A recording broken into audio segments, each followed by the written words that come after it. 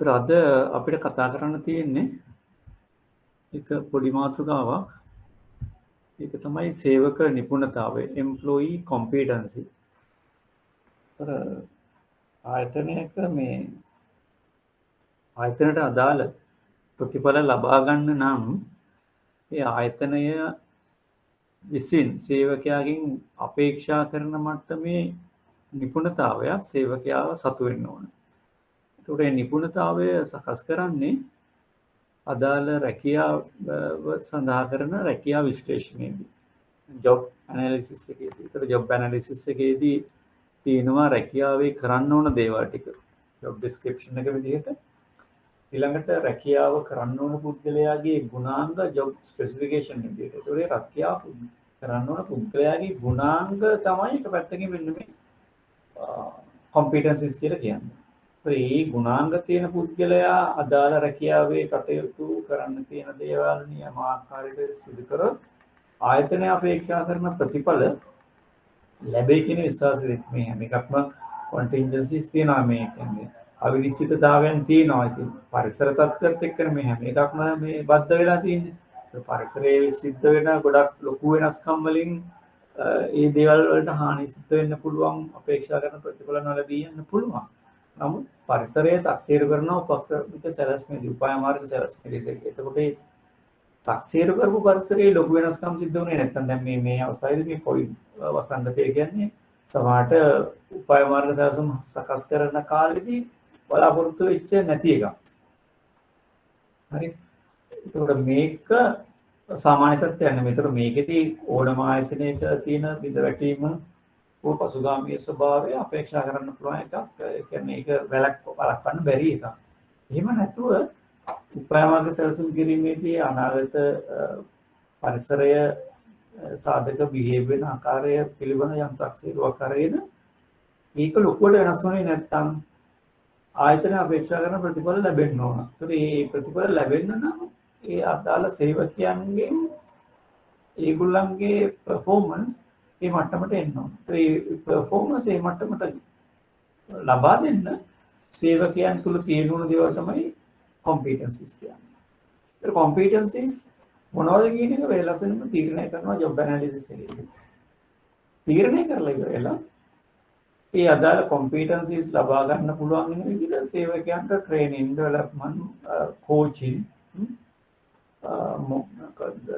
mentoring මේ වගේ දේවල් තුල සේවකයව පුහුණු කරනවා. ඊළඟට සේවකයාට තමන්ගේ career development එක අපි ඒක කතා කරන ලබන අපි තමන්ගේ සේවා දිවිය දියුණු කර ගන්න අවශ්‍ය වෙන ඒ competencies ලබා ගන්නවා. ඒකට එහෙම competent සේවකයෙක්ට career development එක තමන්ගේ සේවා දිවියේ දියුණුව ළඟා කරගන්න අපේක්ෂා කරගන්න මේ අත්පත් කරගන්න පුළුවන් සම්භාවිතාව potential එක වැඩි. ඒක ආයතනයේ වෙනි competent සේවකයෙක්ව සේවය යොදවලා ආයතනයට අදාළ ප්‍රතිඵල ලබා ගන්න. ඒතර ආයතනයට අමුතු වෙහසක් කරන්න ඕනේ නෑ සේවකයාගෙන් ආයතනයේ බලාපොරොත්තු වෙන මට්ටමේ performance ලබා ගන්න. මොකද එයා competent. එයා අනිවාර්යෙන් මේක කරනවා. ඒතර මේ competent employeeට ආයතනයේ විසින් අභිප්‍රේරණය විවිධාකාරයෙන් අපේරය කරාම ඒතකොට එයා තවදුරටත් අපේරණය වෙයි තවත් හොඳ ප්‍රතිඵල ලබා දෙන්න. ඕක තමයි තියරි. හැබැයි මේවා behavioral theories. චර්යාමය සිද්ධාන්තයක්. මේවා වෙනස් වෙන්න පුළුවන් විවිධ හේතු නිසා. චර්යාමය සිද්ධාන්තයක් මේවා. ඒක චර්යාව තමයි වැදගත් වෙන්නේ. ඉහළ කාර්යඵල සාධනයක් ඵලදායී ප්‍රතිඵල ලබා දීමක් සඳහා සේවකයන්ගේ විශේෂ හැකියාව විදිහට competency කියන්න පුළුවන් මම ඉස්සෙල්ලා කිව්වා වගේ. හැකියාව තුළින් අපේක්ෂිත ප්‍රතිඵල ජනිත කිරීමට රාජකාරී සීමාවන්දී කළ යුතු කාර්යයන් ඉටු කිරීමේ ඇති හැකියාව competency කියලා කියන්න පුළුවන්. එතකොට අපේ රැකියාවේ නැත්නම් ආයතනයේ අපේක්ෂා කරන මට්ටමට වඩා කාර්යඵල සාධනය ලබා දෙනවා මේ සේවකයා මේ excellent employee කෙනෙක්. හරි. එවැනි excellent employeesලා තමයි ආයතනයකට වැදගත් වෙන්නේ. ආයතනයේ කාර්යඵල සාධනය ඵලදායීතාවය කාර්යක්ෂමතාවය ඔක්කොම ඉහළ යනවා. ඒතර එවැනි සේවකයන්ට ඒ ආකාරයෙන් ආයතනය විසින් සලකන්නත් ඕනේ. නැත්නම් අදාළ ප්‍රතිලාභ ලබා දෙන්න ඕනේ. නම් යම් කාර්යයකදී නිපුණතාවය දැක්වීමට එම කාර්ය පිළිබඳ දැනුම. ඒකට දැන් මේ competency එක ලබා ගන්න ඕන ආකාරය සම්බන්ධයෙන් පොඩි අවබෝධයක් ගන්න ඕනේ. අපිට කොම්පිටන්සි එක ලබා ගන්න පුළුවන් රැකියාවට අදාළ වෙන. ඒකට රැකියාවට අදාළ වෙන දේවල් මූලිකවම අපි ඉගෙන ගත්තා රැකියා නිර්මාණයේදී රැකියාවේ කටයුතු තියෙනවා එක එක දේවල් කරන්න. ඒතර ඒක කරන්න නම් ස්කිල් එක ඕන වෙනවා සමහර ඒවා. ඒතර දැනුම අවශ්‍ය වෙනවා. ඊළඟට ස්කිල් කුසලතා කියන එක අවශ්‍ය වෙනවා. ඒ දෙකම තිබුණත් වැඩක් නැහැ සේවකයාගේ බිහේවියර් එක නියමාකාරයට තිබුණ නැත්නම්. හරි. චර්යාව. ඒතර ඒක ඇටිටියුඩ්ස් වලින් තමයි ඒක ફોකස් කරන්නේ. දැන් අපි ට්‍රේනින් ඇන්ඩ් ඩෙවලොප්මන්ට් යොමු කරන්නේ ඒ හරිය. දැනුම ලබා දෙනවා විවිධ ආකාරයකට සේවකයාගේ දැනුම කියලා. ඊළඟට සේවකයාගේ ස්කිල් එක දියුණු කරන්න ප්‍රායෝගික පුහුණු ඒ වගේ දේවල් ලබා දෙනවා. ප්‍රැක්ටිකල් සෙෂන්ස් දැන් යන්ත්‍රයක් භාවිත කරනවා. ඒ යන්ත්‍රය ප්‍රායෝගිකව භාවිත කරලා එයාට අවශ්‍ය ස්කිල් එක ලබා ගන්න අවස්ථාව ලබා දෙනවා. කළමනාකරුවෙක් නම් එයා ඩිසිෂන් මේකින් ගැටලු විසඳීම. ඒකට එයාට ගැටලු විසඳන්න පුළුවන් වෙන අවස්ථාවක් සලස්වනවා ප්‍රායෝගිකව සේවය යෙදීම. ඒකට එයාට විවිධ ආකාරයේ ගැටලු මේ ගැටලු වලට විසඳුම් දෙන ආකාරයත් එක්කම එයාගේ ඒ හැකියාව දියුණු වෙනවා. කොම්පිටන්සි එක දියුණු වෙනවා. ඒකට ඕනෑම ප්‍රශ්න සාගත තැනකදී ඒ කළමනාකරුට ගැටලුවක් නැතුව වැඩ කරන්න පුළුවන්. දැනුම හැකියාව අනිත් පැත්තෙන් තමයි එයාගේ බිහේවියර් එක හදන්න. අපි ඒක අඳුනගෙන තියෙනවා KSA framework කියලා. knowledge skills attitudes framework. මේක දියුණු කරාම මේක සිංහල තියෙන පල්ලෙහා මේක දියුණු වුණාම සේවකයාගේ කොම්පිටන්ස් එක ඉහළ යනවා කියන එක අපේක්ෂා කරනවා. මෙතින් අදාළ දැනුම තොරතුරු දැනුම ලබා ගැනීම ශේෂ්ත්‍රය අපි කියන එකට cognitive domain. ඒ කියන්නේ මොළය සම්බන්ධ බුද්ධිය හා සම්බන්ධ කාරණාවක්. cognitive domain. ඔයගොල්ලෝ අහලා තියෙනව නේද අලුත්ම මැනේජ්මන්ට් තියරිස් වලට අනුව මිනිසුන්ගේ H4 4H concept කියන එක අහලා තියෙනවද? 4H concept එක. H4 සංකල්පය කියලා. H4 සංකල්පයෙන් කියන්නේ ඒ කියන්නේ H අකුරු හතරක් එක H එක කියන්නේ head head අනිත් H එක කියන්නේ HEART heart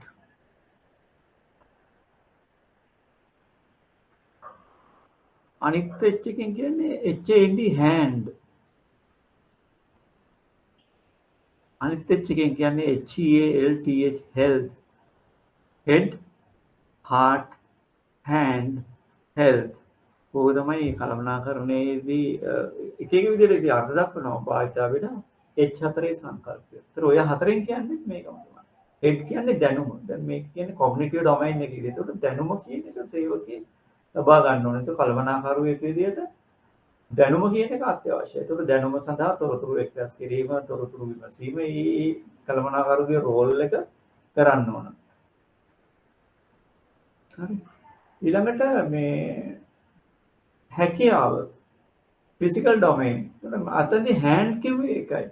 හෑන්ඩ් කිව්වේ ස්කිල් එක. දැතේ දෙපයි කටයුතු කරන්න පුළුවන් හැකියාව. හසුරු කුසලතා කියලා කියනවා අපි ඒකට.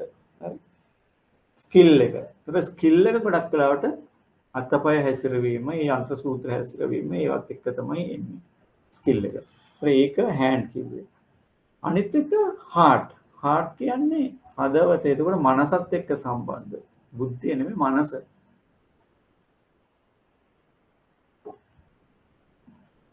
ඒ ඇටිටියුඩ්ස් වලින් එලියට එන්නේ ඒක තමයි. බිහේවියර් එක තුළින් එලියට එන්නේ ඇටිටියුඩ්ස්. ඒ ගොඩක් දේවල් එකතු වෙලා හાર્ට් එක ව්‍යාපෘතාකාරයට සකස් කරගන්න ඕන මේ කළමනාකරණය සඳහා. අනිත් එක හෙල්ත්. ඒක පොදුවේ ශරීර සෞඛ්‍ය පවත්වාගෙන යන්න ඕන කියන එක. ඒතර මේක එතෙන්ට එන්නේ නැහැ. මේක සම්පූර්ණ එක මේ ෆ්‍රේම්වර්ක් එකට ඒක එන්නේ නැහැ. ඒක සමස්ත ජීවිතේ පුරාම සාමාන්‍ය පුද්ගලයෙක් විදිහට එහෙම නැත්නම් ඇවරේජ් මේ පුද්ගලයෙක් විදිහට ජීවත් වීමේදී සෞඛ්‍ය පවත්වාගෙන යන්න ඕනේ. ඒක මේ විශේෂයෙන්ම කළමනාකරණයට කියලාම විශේෂ නැහැ. නමුත් සෞඛ්‍ය සම්පන්න බව කළමනාකරණයට අත්‍යවශ්‍යයි. මොකද සෞඛ්‍ය සම්පන්න නොවන කෙනෙක්ට ඔය ඩොමේන්ස් තුනම හරියට පාවිච්චි කරන්න බෑ. ඒ කියන්නේ කොග්නිටිව් ඩොමේන් එකයි, ෆිසිකල් ඩොමේන් එකයි, අනික බිහේවියරල් ඩොමේන්. හරි. ඒ තුනම පාවිච්චි කරන්න බෑ හෙල්ත් එක හොඳ නැත්තම්. ශරීර සෞඛ්‍ය හොඳ නැත්තම් බුද්ධිය මෙහෙයවන්න බෑ නේ. අතපය හසුරවන්න බෑ. ඊළඟට චර්යාවන් වෙනස් වෙනවා. වගේ දේවල් වෙනවා. කේසේ මොඩල් එකේ කතා කරන්නේ දැනුම කුසලතාවය සහ මේ චර්යාව. ට්‍රේනින් බේස් කරන්නේ මෙන්න මේකට තමයි. අපි සේවකයෙක්ව ට්‍රේන් කරන්නේ මේ තුන දියුණු වෙන ආකාරයට. ඒක දියුණු වුණාම ඒකෙන් ලැබෙන කොන්ට්‍රිබියුෂන් එකෙන් සේවකයාගේ නිපුණතාවය ඉහළ යනවා කියන එක, කොම්පිටන්සි එක ඉහළ යනවා කියන එක අපේක්ෂා කරන්න පුළුවන්. අර මේ උඩ තියෙන එකම සිංහලෙන් තමයි මම යට දාලා දෙන්නේ. හරි. ඉතින් outstanding performance on task or activities. ඒක කොම්පිටන්සි එක ඉහළ ගියාම. හරි. අදාළ රැකියාව කාර්යයේ අද්විතීය ප්‍රතිඵල ලබා දෙනවා කොම්පිටන්සි එක ඉහළ ගියාම. මුල්‍ය ආයතන සේවක නිපුණතාව බහුල ලෙස භාවිතා කරන ආයතන අතර සේවක බඳවා ගැනීම කාර්ය. එතකොට අනිවාර්යයෙන්ම මේ මුල්‍ය ආයතනවල බැංකුව වගේ ආයතනවල මොන ඩොමයින් එකද ඇත්තටම වැඩිපුරම දියුණු වෙලා තියෙනවා. දැන් ඕගොල්ලන්ට තේරෙන විදිහට. මට මයික් එකක් ඔන් කරලා කතා කරන්න. ඒකෝ මේ මෙසේජ් එකක් යනවා. දැන් මේ තියෙන ඩොමයින්ස් තුනේ කොයි ඩොමයින් එකද හොඳින්ම දියුණු වෙලා තියෙන්න ඕන? මුල්‍ය ආයතනවල සේවකයන්ගේ. කියන්නේ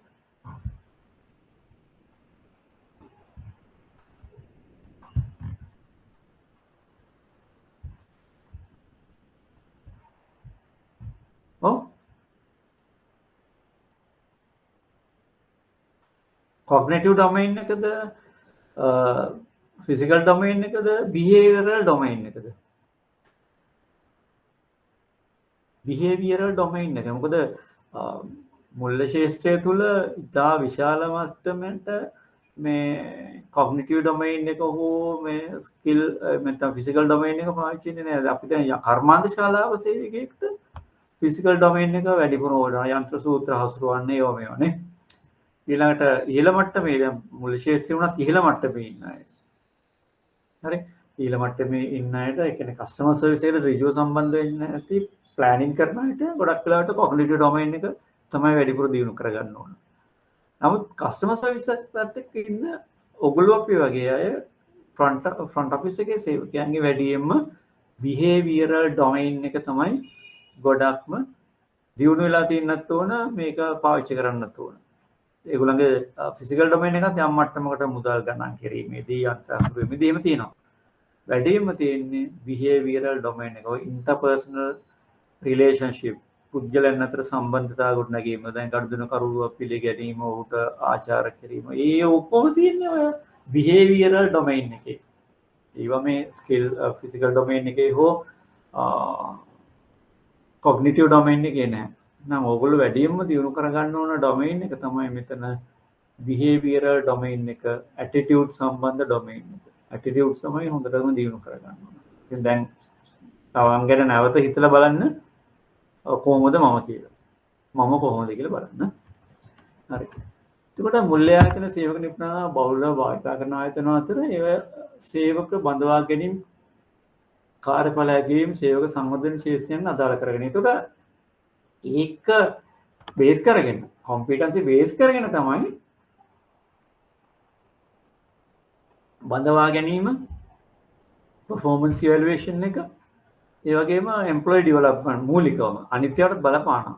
ඒක බඳවා ගැනීමේදී අපිට මේ කොම්පිටන්සි එක දියුණු කරන්න ඕන කියන්නේ කොම්පිටන්සි එකේ අඩු සේවකයෝ බඳවා ගන්න නැතුව අපිට පුළුවන් කොම්පිටන්සි එක තියෙන. ඒකට ඒ තමයි අපිට අවශ්‍යම සේවක කොටස. හරි. ඒතර අපි අර එම්ප්ලොයි රිසෝසින් කියන සෙක්ෂන් එකේදී කියන්නේ recruitment, selection, hiring and induction ඔය වෙදී විශේෂයෙන්ම selection වලදී අපි තෝරා ගන්න ඕන මෙන්න මේ අපිට අවශ්‍ය competency එක තියෙනවා. දැන් අපිට අවශ්‍ය behavioral competency එක නම් ඊළම මට්ටමේ අපි එවැනි ප්‍රසන්න අන්තර්පුද්ගල සබඳතා පවත්වන, එවැනි සේවකයන් තමයි මේ මුල්‍ය ශාස්ත්‍රයේදී පාවිච්චි කරන්න ඕන. එතකොට වැඩි කාත් එක්කවත් කතා කරන්නේ නැති ඉන්වර්ඩ් ලුකින් පර්සනැලිටිස් ඒගොල්ලෝ මුල් ශේෂ්ත්‍රයට වඩා වෙනස් ශේෂ්ත්‍රවලට තමයි වඩා සුදුසු. ඒකට ඒ අදාළ නිවැරදි තෝරා ගැනීම කරන්න ඕනේ. අනිත් එක employee performance evaluation. ඒකට performance evaluation තියෙන්නේ දැන් මේ competency එක ඍජුවම සේවකයාගේ කාර්යඵල සාධනයට අවසානයේදී ආයතනයේ කාර්යඵල සාධනයටත් ඒ කියන්නේ කාර්යඵල හොඳින් ලබා ගන්නත් ඍජුවම සම්බන්ධ වෙනවා. one to one relationship එකක් තියෙනවා. right competency කියන එක. competency ඉහළ නම් competency කිව්වහම මේ කරුණු තුනේම එකතුව. cognitive domain එකේ, physical domain එකේ, behavioral domain එකේ තුනේම එකතුව. එතකොට ඒ competency ඉහළ ගියාම ඒක ඍජුවම සම්බන්ධයි output එකේ ඉහළ යන්නේ. දැන් හොඳට දැනුමක් තියෙන, හොඳ හැකියාවක් තියෙන, ස්කිල් එකක් තියෙන, අනිත් පැත්තෙන් හොඳ ඇටිටියුඩ්ස් තියෙන. යහපත් ඇටිටියුඩ්ස් තියෙන සේවකයෙක්ගෙන් හොඳ ප්‍රතිඵල අපේක්ෂා කරන්න පුළුවන් නේ. ඒ one to one relationship එකක් තියෙනවා. competency ඉහළ යනවා කියන්නේ අනිවාර්යයෙන්ම performance ඉහළ යනවා. output එක ඉහළ යනවා. productivity ඉහළ යනවා ආයතනයේ. competency පල්ලයට යනවා කියන්නේ යම් සේවකයන්ගේ output එක පල්ලයට යනවා. right? customer service පල්ලයට යනවා. ඊළඟට productivity පල්ලයට යනවා. efficiency පල්ලයට යනවා. effectiveness පල්ලයට යනවා. මේ ඔක්කොම පල්ලයට යනවා. ඉතින් අනිවාර්යයෙන්ම performance evaluation එකේදී competency ඉහළ සේවකයන් තමයි ඇගීමට ලක් වෙලා අවශ්‍ය rewards ප්‍රතිඵල නැත්නම් ප්‍රතිලාභ ලබා දෙන්න ඕන. ඒගොල්ලන්ව උනන්දු කිරීමට. ඒගොල්ලන්ව අභිප්‍රේරණය කිරීමට. ඒකට ඒක එක පැත්තකින් ඕන අභිප්‍රේරණය සැබෑ ප්‍රතිඵල ලබා දෙන සේවකයෝ අභිප්‍රේරණයලා තවත් හොඳින් සේවය කරනවා. අභිප්‍රේරණයක් දැන් එහෙම ලබා දුන්නේ නැති වුණාම සේවකයන්ට ඒගොල්ලෝ ඒ අභිප්‍රේරණය ලබා ගන්න කටයුතු කරයි කියන එකට අපේක්ෂාවක් තියෙන ආයතනය තුළ. ඉතින් ලංකාවේ ආයතනවල ඔය වගේ බිහේවියර් එකක් නැහැ. මොකද ඒක ලංකාවේ මිනිස්සු බිහේව් කරන ආකාරය සම්බන්ධයෙන් ටිකක් අමාරුයි හිතන්නේ නිසා. හරි. එතකොට employee development සේවක සංවර්ධනයටත් ඕන වෙන්නේ මේ competencies තමයි. මොකද අපි සේවකයෙක්ගේ දියුණු කරන්න ඕනේ ඒ අදාළ competencies. අපි වෙන වෙන දේවල් ඩෙවලොප් කරලා හරියන්නේ නැහැ. අපිට අපේ ආයතනයට අවශ්‍ය වෙන්නේ මොකද්ද? ඒක තමයි අපි දියුණු කරන්නේ. right? ඒ සමහර ආයතනවල දැකලා තියෙනවා මේ රිලේෂන්ෂිප් එකක් නැති. රිලේෂන්ෂිප් එකක් නැති තමන්ගේ රැකියාවට කොහෙත්ම රිලේටඩ් නැති විවිධ මේ හැකියාවන් විවිධ දැනුම් ආරම්භ ඒතකොට සිලබස් ප්‍රොසෙස් ඒවා ෆලෝ කරලා ඉවරලා ඒවා මේ performance evaluation එකේදී පාවිච්චි කරන්න කියලා මේ යෝජනා කරනවා. ඒක අසාධාරණ නේද? එහෙම බෑ. එහෙම කරන්න බෑ. ඒ වගේ ප්‍රායෝගික අත්දැකීම් වල මුහුණ දෙන්න සිද්ධ වුණා. මේ එතකොට ඒක අදාළ වෙන්නේ ඒක තමන්ගේ කැමැත්තට ඉගෙන ගන්න තියෙන කැමැත්තට ඒක කරගත්තට ඒක ඉතින් ආයතනයට ගැටලුවක් නැහැ. ආයතනයේ කටයුතු කරලා තමන්ට ෆ්‍රී ටයිම් තියෙනවා නම් ඒ ඕන එකක් කරන්න පුළුවන්. නමුත් රිලේටඩ් නොවන දැන් මේ IBSL එක උගලට රිලේටඩ්. ඉතින් ඔයගොල්ලෝ මේක සමත් වුණාම මේකට අදාළ පිළිගැනීම ඒ ආයතනයේ දෙන අමුල්‍ය ආයතනවල ඉතින් මේ ගොඩක් මුල්‍ය ආයතන මේ IBSL සහතිකයට අවශ්‍ය ලකුණු ප්‍රමාණය උසස් වීම වලදී ලබා දෙනවා. සමහරවිට ඒක සමත් වුණාම ඒ ෆී එක එක්කල යා වීදම් කරපු ෆී එක හෝ යම් කිසි නිශ්චිත ගාණක් සේවකයාට ලබා දෙනවා මේ ප්‍රතිලාභයක් විදියට. ඒක රෙගුලරයිස් කරලා තියෙනවා. එහෙම තමයි IBSL එක ඕගොල්ලෝ කරලා ඉවරලා බැංකුවෙන් මේක ගණන් ගන්නේ නැත්නම් ඕ මේකට අදාළ රෙකග්නිෂන් එක දෙන්නේ නැත්නම් ඕගොල්ලෝ මේක කරන්න පෙළඹෙන්නේ නැහැ කීයට. එතකොට IBSL සිලබස් එක ඩිසයින් කරලා දෙන්නේ බැංකුවේ සේවකයන්ගේ බැංකුව තුල රාජකාරී කරන්න අවශ්‍ය වන දැනුම විශේෂයෙන්ම දැනුම ඉහළ යන ආකාරයට. ඉහළ යන ආකාරයට. එතකොට ප්‍රායෝගික පැත්ත සම්බන්ධයෙන් පොඩි සැලකීමක් කරන්න සිද්ධ වෙනවා. right? ඒ ප්‍රායෝගික බැංකු කරන කියන්නේ ප්‍රායෝගික විෂය. ඒ ප්‍රායෝගික පැත්ත පිළිබඳව මෙතෙන්දී අවධානය යොමු කරන්න ඒක ඒ මට්ටමෙන් මෙතන නැති වුණා දැනුම මට්ටමින් ඊළ මට්ටමකට සේවකයව ගෙනියනවා. ඒ නිසා ඒක රෙකග්නිෂන් එක තියෙනවා. ඒක කාර්යඵලයක් ගීමට පාවිච්චි කරන්නේ ඒ කොම්පිටන්සි දියුණු වෙන්න කරපු දේවල් විතරයි. අනික සේවක සංවර්ධනය. සංවර්ධනයට පාවිච්චි කරන්නේ මෙන්න මේ රැකියාවේ කරන්න ඕන තියෙන දේවල් සම්බන්ධයෙන් ලබා ගන්න ඒක විතරයි. කාර්යඵල ලැබීම සඳහා නිපුණතා භාවිතා කරන අවස්ථාවලදී අදාළ නිපුණතාවගේ පැහැදිලිව නිර්වචනය කරනවා. එතකොට දැන් නිපුණතාවය පාවිච්චි කරනවා නම් performance evaluation එකට අර අපි BAS කියලා ක්‍රමයක් කරා මතකද? behaviorally anchored rating scale කියලා මොකද්ද? performance evaluate කරන අලුත්ම ක්‍රමයක්. ඒතර ඒකේ ඒ පාවිච්චි කරන ක්‍රයිටීරියා එක දැන් මේක නම් නිපුණතා competency criteria කරන එක define කරන්න ඕනේ.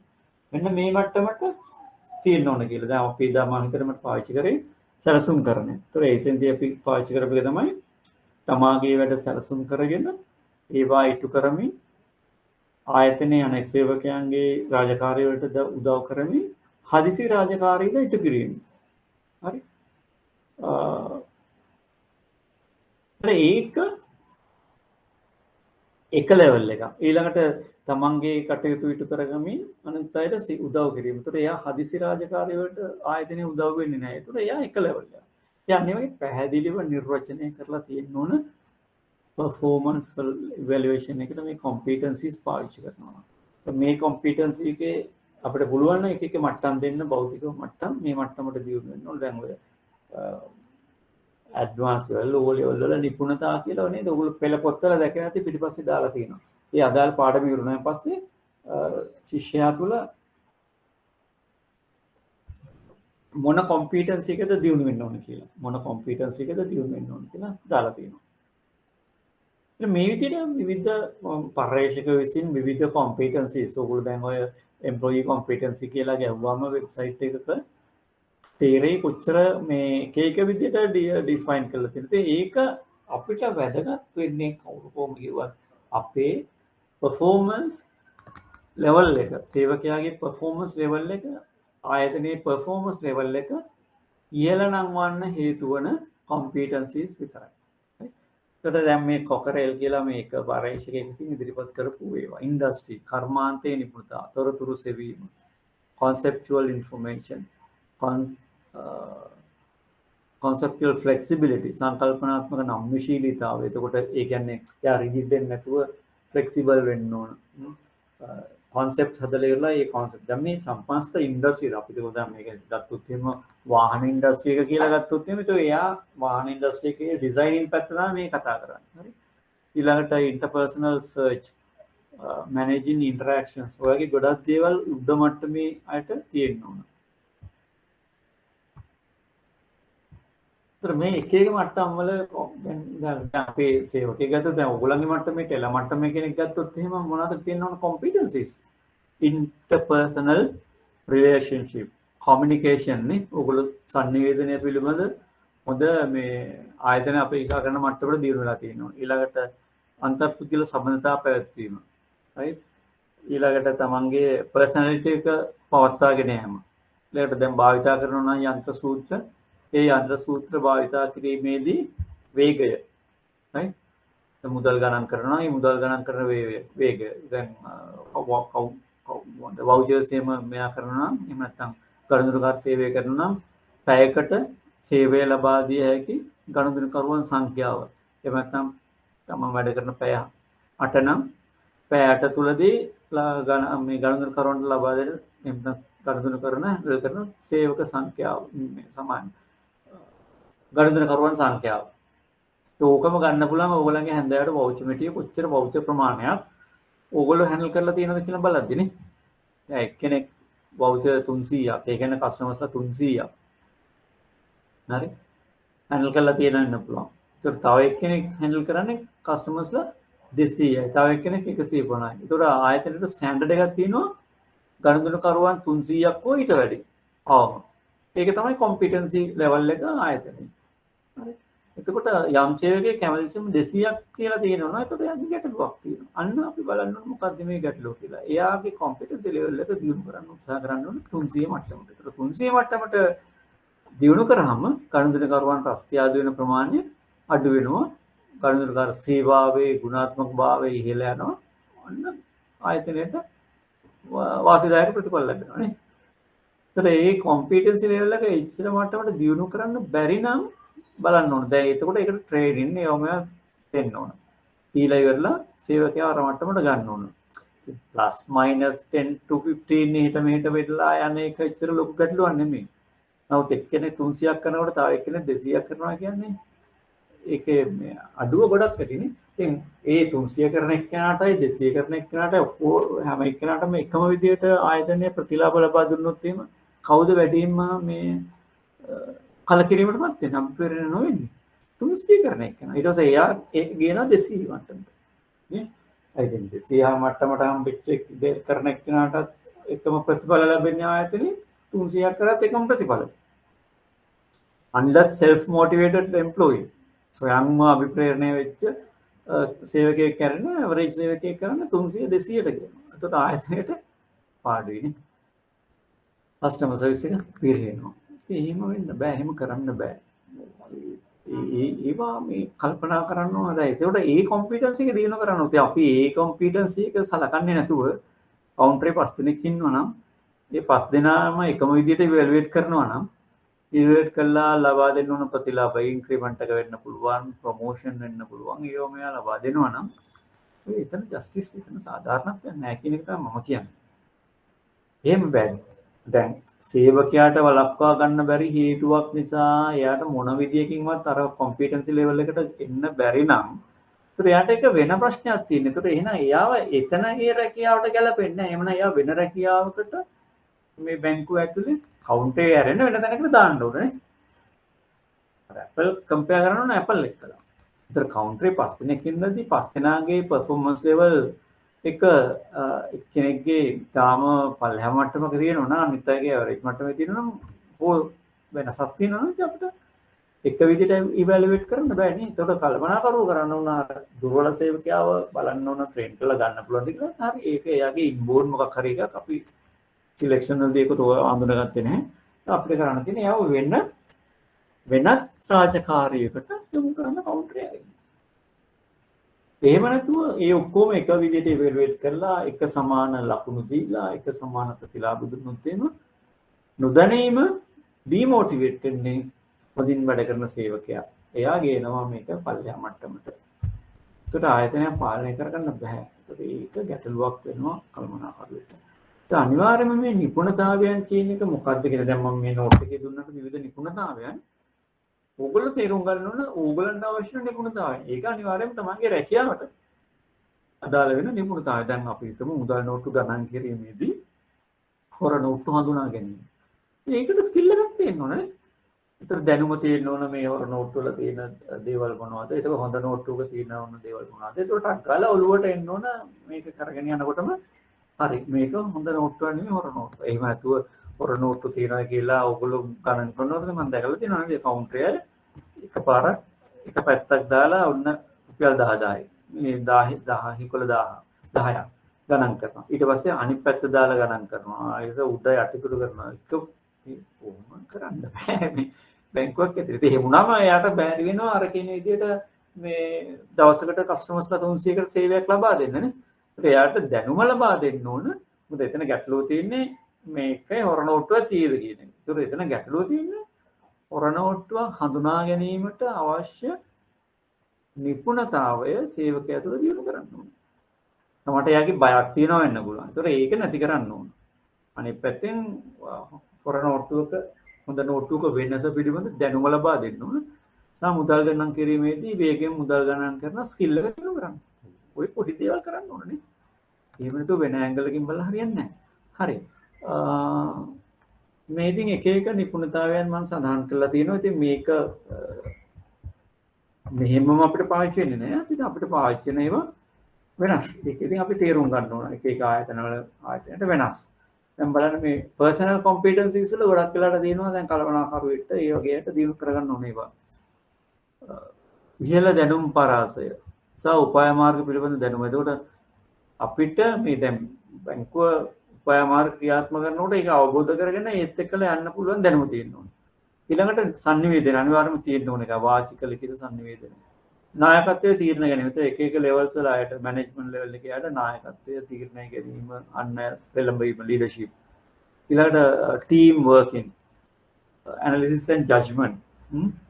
යම් ප්‍රශ්නයක් ඇති වෙච්ච වෙලාවට යම් ගැටලුවක් ඇති වෙච්ච වෙලාවට අපසු වෙලාවකදී ජජ් කරන ආකාරය යම් ගැටලුවක් සිටුේෂන් එකක් ජජ් කරන ආකාරය සහ යනෝ තීරණ ගැනීම. ඒකත් කලමනාකරුවන්ට විතරක් නෙවෙයි. දැන් අපි තුමු ගනුදෙනු කරුවෙක් වෙනවා මොනවා හරි ගැටලුවක් අරගෙන මේ ටෙලර් කෙනෙක් ගාවට. ඒක එයා ඒක මැනේජ් කරන්න පුළුවන්කම තියෙන්න ඕන. නේ? මැනේජ් කරන්න පුළුවන්කම තියෙන්න ඕන. අපි තුමු කවුන්ටර් එකම නෙමෙයි වෙන පල්ලෙහා මට්ටමේ ඉන්න මේ ටෙලර් ලෙවල් එකේ ඉන්න වෙනත් කවුන්ටරේ නොවන එක්කෙනෙක් අපි කවුන්ටරේ එසෙනක ඉන්නවා කියලා අපි එක පැත්තකට දාමු. වෙනත් තැනකට આવොත් එimhe ගොඩක් වෙලාවට දැකලා තියෙන දේ තමයි මැනේජර් ගාවට යවනවා. මැනේජර් ගාවට. ඒකට වයි ඇයි එහෙම කරන්නේ? ඔෆිසර් ගාවට යනවා, ඔෆිසර්ට බෑන ඔෆිස් මැනේජර් ගාවට ඒ හැකියාව තියෙන්න ඕන. රොකට් සයන්ස් නෙමෙයි. මැනේජර් දන්න කරුණු වගේ කරුණු ඒතර මැනේජර් කරුණු දැනගත්තාම මැනේජර් රෝල් එක තමයි ඒ කරුණු සේවකයන්ට පැවසීම. මේ මැනේජර් රෝල් එක. ඩිසිමිනේෂන් රෝල් එක.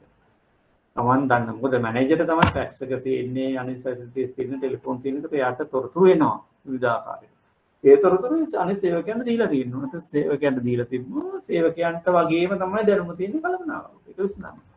දැන් සමහර යම් තීරණ ගැනීමේදී කලමනාකරුවේ අධිකාරී බලය භාවිතා කරන්න වෙන අවස්ථා තියෙන්න පුළුවන්. වෙන අවස්ථාවකදී කලමනාකරුවෝ සමග සාකච්ඡා කරලා ඒක විසඳුමක් දෙන්න. ඒකට හැමදෙස්සෙම තමන් ළඟට එන ප්‍රශ්න ඉහළ නිලධාරියාට යොමු කරලා ඉවර කරන්න බෑ. It's a bad habit. තීරණ ගැනීම. drive ගාමක බලය. උනන්දුව passion කියලා අපි ඒකට කියනවා. හරි? passion රුදාව. සැලසුම් කිරීම හා සංවිධානය. අන් අයගේ අදහස් පිළිබඳ සංවේදීතාව.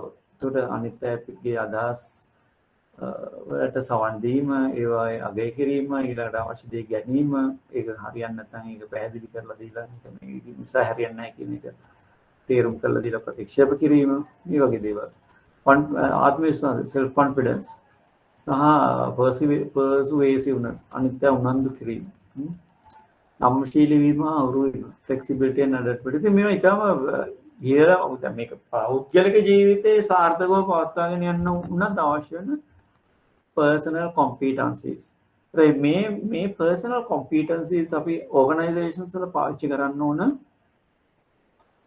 ආයතනයේ කාර්යඵල සාධනය ඉහළ මට්ටමට ගේන්න. ආයතනයේ සේවා ගුණාත්මකතාවය ඉහළ මට්ටම, ගණනකාර සේවය ඉහළ මට්ටමකට ගේන්න. හරි. ඒක තමන් තුළ පෞද්ගලිකව දියුණු කරගන්න ඕන. ඒක ආයතනයක් විසින් දියුණු කරන්න ඕන. දැන් ඩ්‍රයිව්නස් කියන්නේ උනන්දුව. යමක් උනන්දු වෙලා මේ හොයලා බලලා මේක ප්ලෑන් කරලා කරන එක ඩ්‍රයිව් කියන්නේ ඒ වගේ උනන්දු කරන්නේ.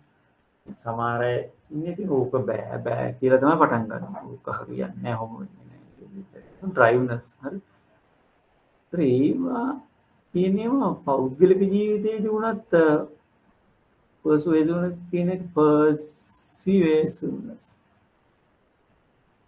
නෑ persistence. ඒක හරි වැදගත් වෙනවා. මොකද එවැනි පුද්ගලයන් නායකත්වයට පත් වුණාම අනිත් අය ඒගොල්ලෝ පිළිබඳ විශ්වාසයකුත් ඇති වෙනවා. ඒතර ඒගොල්ලෝ යටත් සේවකයන් කල්පනා කරනවා කිසිම වෙලාවක කලමනාකරුවෝ අපි අතරමං කරන එකක් නෑ. අපි ප්‍රශ්නයකට දාන එකක් නෑ කියලා. ඒකින් අදහස් කරන්නේ කලමනාකරුවෝ ප්‍රශ්න විසඳනවා කියන එක නෙමෙයි. ආයතනයේ කටයුතු ප්‍රශ්නයක් නැති වෙන ආකාරයට අරඤ්ඤය කියන එක සම්බන්ධයෙන් ඒ වගේම සේවකයාට ගැටලුවක් ඇති වෙච්ච වෙලාවට කලමනාකරු ඒ වෙනුවෙන් පෙනී සිටී කියන සම්බන්ධයෙන් සේවකයාට විශ්වාසයක් ඇති වෙනවා. මේ කරුණු ටික සලකන්න. ඒතර මේවා ආයතනයක වගේම පෞද්ගලිකවත් තමන්ගේ competencies දිනු කරාම පෞද්ගලික ජීවිතේට වැදගත්. ඒතර මේවා පැහැදිලිව නිර්වචනය කරන්න ඕන එක levels. දැන් ඔය අපි ගත්තොත් competency එක ටයිපිස්ට් කෙනෙක්ගෙන එයාට තියෙනවා මිනිත්තුවකට වචන කොච්චර ගහන්න ඕනද ඒ වගේ තියෙනවානේ. දැන් ලඝු ලේඛනය ගත්තොත් එimhe කොච්චර මිනිත්තුවකට කරන්න පුළුවන්ද කියන්නේ. හරි. ඉතින් ඇත්තටම අද ඒවා දැන් පිරිහිලා ගිහිල්ලා මේ නවීන මේවත් එක්කලා අද මිනිත්තුවට වචන නෙමෙයි වචනට මිනිත්තු තමයි අද බලන්නේ. අනිත් පැත්ත. සීනියර් මැනේජර්ස්, මිඩල් මැනේජර්ස්, ඊළඟට ලෝවර් ලෙවල් මැනේජර්ස්. ඒතර එක එක්කෙනාගේ වෙනස් කොම්පිටන්සිස් වෙනස්. ඒතර විශාල අපි ගත්තොත් සීනියර් මැනේජර්ස් විශාල සේවක සංඛ්‍යාවක් හැමදීමට හැකියවීම, ඕන අතර ප්‍රතිරූපයක් ගොඩනගා ගැනීමට හැකියවීම, ප්‍රතිපෝෂණය ලබා දීම, ප්‍රශ්න වලට පිළිතුරු දීම, හරි ඊළඟට තීරණ ගැනීම, පෙළඹවීම, අර උඩ කියපු ගොඩක් දේවල් එතෙන්ට අදාළ වෙනවා. මැද පෙළ අය. එතකොට මෙයා දෙපැත්තටම කොමියුනිකේෂන් එක කරන්න ඕන. උඩ ඉඳන් පල්ලෙහාට එන එකත් එයාගේ මට්ටමෙන් යටට යන එකත්. two way communication එක. එතකොට ගන්න තොරතුර පැහැදිලිවම නිවැරදිව අනිත් පල්ලෙහා සේවකයන්ට ලබා දෙන්න ඔවුන් උනන්දු කරන්න ඒ වගේ දේවල්. පහළ කළමනාකරුවන් කණ්ඩායමේ සමාජිකයන් එක්කලා සහ කළමනාකරු සමග පැහැදිලිව කතා කිරීමට ඇති හැකියාව, දත්ත තොරතුරු පැහැදිලි කිරීමට ඇති හැකියාව, ඒවා ඇනලයිස් කරන්න තියෙන හැකියාව, ඒක ගොඩක් දේවල් තියෙනවා. හරි. නිපුණතාවයන් ස්ථාපිත කිරීමේ වාසි ආයතනය තුළ ඉහළ කළමනාකාරීත්වය, සේවකයන් සිරස් සහ තිරස්ව චලනය කිරීමට ඇති හැකියාව. ආයතනයේ ඉහළ කළමනාකාරීත්වයට හරි සේවකයන් තිරස් සහ සිරස්. එතකොට කොම්පිටන්ට් එම්ප්ලොයිස්ලා නම් එම්ප්ලොයිස්ලා අතර ලොකු වෙනසක් දකින්නේ නැහැ. හරිද? දැන් හැම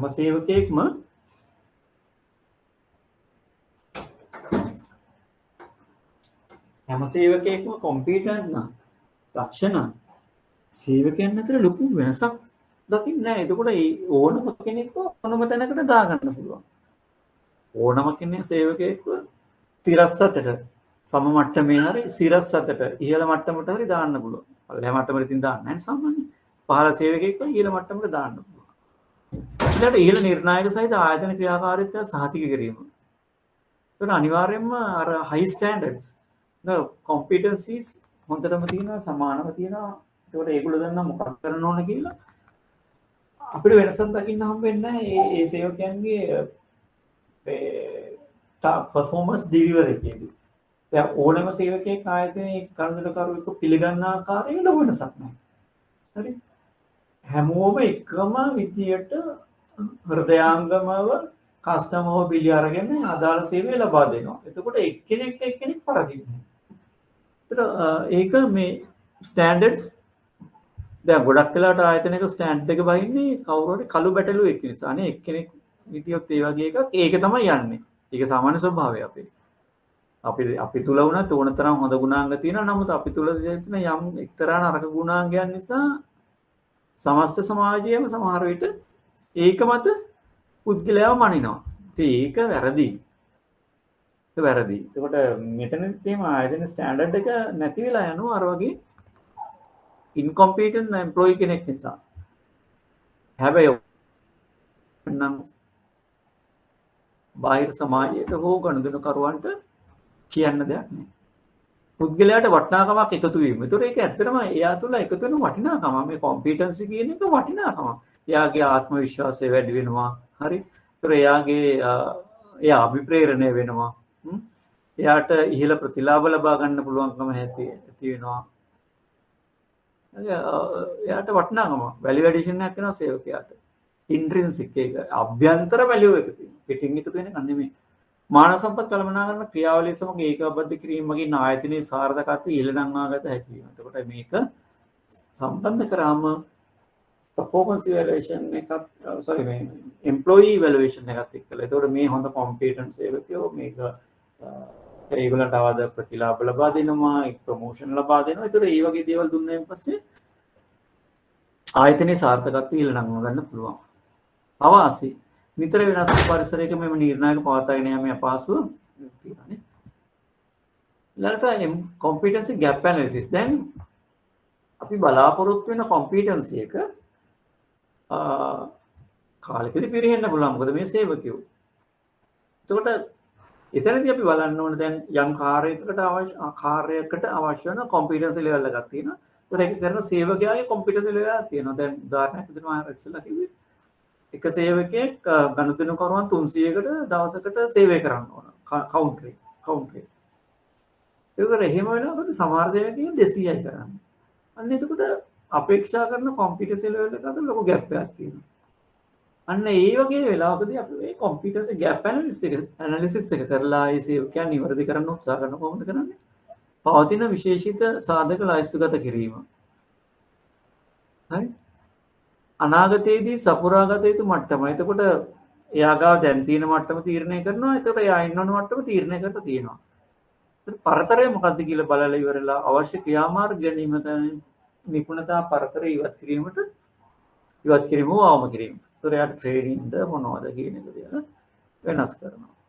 හොඳ නැත්නම් සේවකයාත් තම පසුතාවයටපත් වෙනවා. දැන් අපි තු එයා අකමැති එයාට බැරි එයාගේ පර්සනැලිටි එක දැන් මිනිස්සුන්ට පර්සනැලිටි කියලා එකක් තියෙනවා. මේ පෞරුෂ දැන් අපි දන්නවා ප්‍රධාන පෞරුෂ වර්ග දෙකක් තියෙනවා. එකක් තමයි ඉන්වර්ඩ් ලුකින්. ඒ කියන්නේ අභ්‍යන්තරදර්ශී. සමහර අය ඉන්නවා අවුට්වර්ඩ්.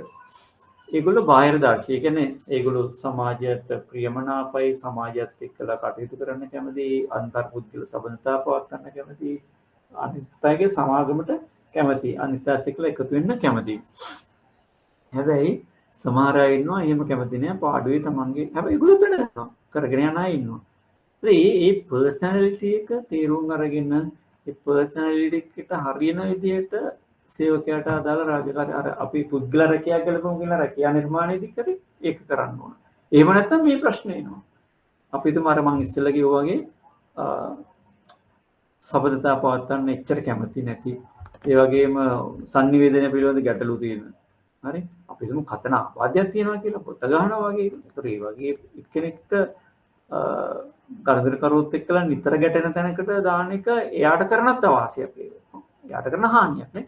දැන් අපි එයාව ඒ වගේ සුදුසු තැනකට දාන්න ඕන. ඒ වගේ සුදුසු තැනකට දාන්න ඕන. අන්න ඒක ඉවත් කිරීම. ඒතර අර මේක කරන්න පුළුවන් අයගේ හැකියාව වැඩි කරන එක අවම කිරීම. competency gap analysis එකේදී අපි ඒක අඳුනගෙන සේවකයාගේ competency අපි බලාපොරොත්තු වෙන මට්ටමට ගේන්න. එහෙම වුණාම ආයතනයේ මේ performance level එක ඉහළයි කියන අපේක්ෂා කරනවා. මම හිතන්නේ මේක ඔක්කොටම වැටහෙන්නේ නැති. හරි. මේවා මේ common sense. ඒක ලොකු ප්‍රශ්න සාගත දේවල් නෙමෙයි.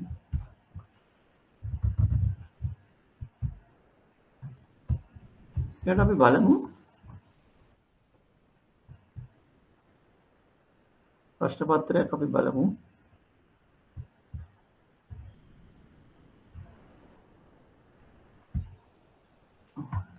මේක 2018 සැප්තැම්බර්. අපි දැන් 2020 පේපර් එක බැලුවා. 19 පේපර්ස් දෙකක් බැලුවා. දැන් බලමු 18 පේපර් එක. මේකට නම් මේ මයික් එක ඔන් කරලා මට උත්තර දෙන්න ඕන. ඔයගොල්ලෝ මේ පළවෙනි ප්‍රශ්න පහට. විදේශ විනිමය පනත 2017 සම්මත වුණා. ඒතර විදේශ විනිමය පනත අනුව පෞද්ගලික ගනුදෙනුකරුවන් සඳහා වන විදේශ ව්‍යවහාර ගිණුම හඳුන්වනු ලබන්නේ මේ හතරෙන් කොයි එකද? ටෙක්ස්ට් මැසේජ් එකක් හරි දාන්න.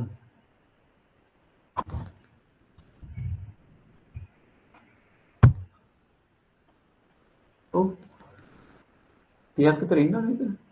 නෑ 33ක් ඉන්නවා. Yeah.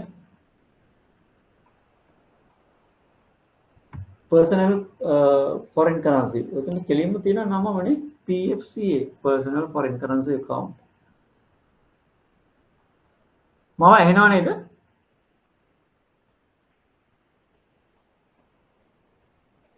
කාගේ රෙස්පොන්ස් දෙන්න?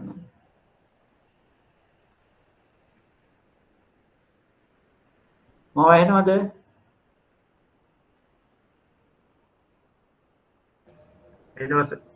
හරි හරි. මොකද ඇහුන්නේ නැත්නම් මෙච්චරලා කතා කරපුවා අපතේ. මේ ප්‍රශ්න පාට උත්තර දෙන්න.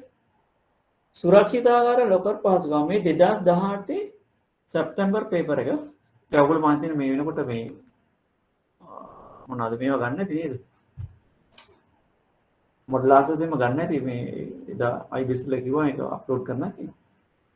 සුරක්ෂිතාගාර ලොකර් පහසුකම් සඳහා බැංකුකරු ගනුදෙනුකරු සම්බන්ධතාව පරිපූර්ණ ලෙස විස්තර කරනුයේ. ණයගැති ණය හිමි. දැන් මේ පොඩි පොඩි මාතෘකා සමහරට මේක ඇතුලේ අපි කතා කරේ නැතුවද කියමු. ණයගැති ණය හිමි සම්බන්ධතාවය ඇති වෙන්නේ කොයි අවස්ථාවේදීද?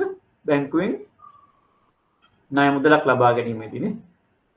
ඊළඟට නියෝජිත ප්‍රධානී ඒජන්ට් ප්‍රින්සිපල්. එහෙම නැත්නම් ලෙසර් ලෙසී අපකරු අප ප්‍රධානී. ඒකට අපකරු සම්බන්ධ වෙනකොට ඒ හතරෙනේ ඉන්නේ. දැන් මෙතන තියෙන සුරක්ෂිතාකාර ලොකර් එකක්. අපි ගිහිල්ලා බැංකුවෙන් මිලදී ගන්නවා. ඒතකොට ඒක ඇත්තටම ලීස් එක. අවුරුද්දකට ගාණක් ගෙවලා ගන්න එක. ඒතකොට ලෙසී තමයි එතන තියෙන සම්බන්ධය. මානව සම්පත් කළමනාකරුවෙකුගේ පරිපාලන භූමිකාවක් ලෙස හඳුනාගත හැකි වන්නේ. පිරිස් බලකායේ ප්‍රවණතා සක්‍රිය කිරීම, සේවක පැමිණිලි විසඳීම, මානව සම්පත් ප්‍රතිපත්ති සහ ක්‍රියාපටිපාටි සැකසීම, වන්දි ගෙවීමේ ක්‍රමෝපායන් සැලසුම් කිරීම. ඉතින් සේවක පැමිණිලි විසඳීම කියන එක පරිපාලන ක්‍රියාවක් තමයිනේ සේවක පැමිණිලි විසඳීම. මොකද පැමිණිල්ල විසඳුනායින් පස්සේ ඒක කන්ට්‍රෝල් වෙනවා. කන්ට්‍රෝල් වුණාම නැවත දැන් පරිපාලන භූමිකාව. මෙතන කියන්නේ ඇඩ්මිනිස්ට්‍රේටිව් කියන එක නෙමෙයි. පරිපාලන කියලා මෙතන අදහස් කරන්නේ ඇඩ්මිනිස්ට්‍රේෂන් කියන එක. හරි. ඇඩ්මිනිස්ට්‍රේෂන්. අතන තියෙන්නේ පාලන. දැන් පැමිණිලි විසඳීම කියන්නේ කන්ට්‍රෝල් මෙකැනිසම් එක. එතකොට ට්‍රේනින් කියන්නේ කන්ට්‍රෝල් මෙකැනිසම් එක. මොකද අදාළ නිවැරදි තත්ත්වයට පත් කර ගැනීම. විනය පරිපාලනයක් කියන්නේ කන්ට්‍රෝල් මෙකැනිසම් එක. එතකොට මෙතන ඇඩ්මිනිස්ට්‍රේටිව් මේ දැන් මෙතන පරිපාලනය කියන්නේ ඇඩ්මිනිස්ට්‍රේටිව්. මොනවාද මෙතනින් එන්න ඕන උත්තරේ?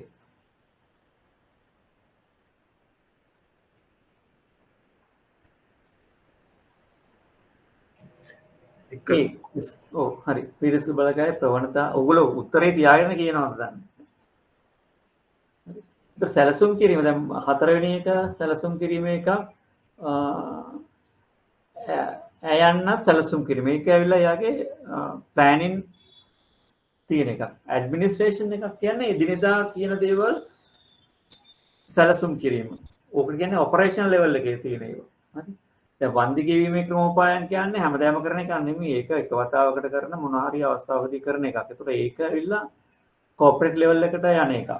ඒ කියන්නේ එක නිතර ලෙවලේ කරන එකක් මේ අයිති වෙන්නේ නැහැ ප්ලෑනින් කියන එකට. ඒවා ඒක ස්ට්‍රැටජික් ප්ලෑනින් කියන එකට. මේවා ඇත්තටම ඇඩ්මිනිස්ට්‍රේෂන් වලට අයිති වෙන්නේ එදිනෙදා කරන සැලසුම් සහගත දේවල්. ශ්‍රී ලංකා තැන්පතු රක්ෂණ මෙන්න මේක කියන්න බලන්න හතරවෙනි එකට උත්තරේ. මේක දැන් මේ ළඟදී වෙනස් වුණා.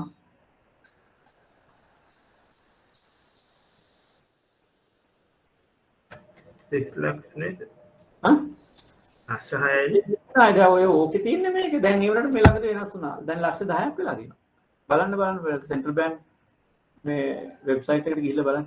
ලක්ෂ 10ක් වෙලා තියෙනවා දැන් මේක. දැන් ඔයගොල්ලෝ ශේෂ්ත්‍රයේ ඉන්න අය නිසා මේ පිළිබඳ දැනුම්වත් භාවයෙන් ඉන්න ඕන. දැන් මේකේ හැටියට උත්තරේ දෙන්නේ ඈයන්න. දැන් උත්තරේ වෙන්නේ අයන්න. සේවාවන් නිපැයුම් වලින් වෙනස් වන වේ ඒවායේ දක්න ලැබෙන විවිධ අද්විතීය ලක්ෂණ හේතුවෙන්ය. මේක සේවාවක ලක්ෂණයක් නොවන්නේ මොකද්ද කියලා අහන්නේ. මොනවාද සේවාවක ලක්ෂණ?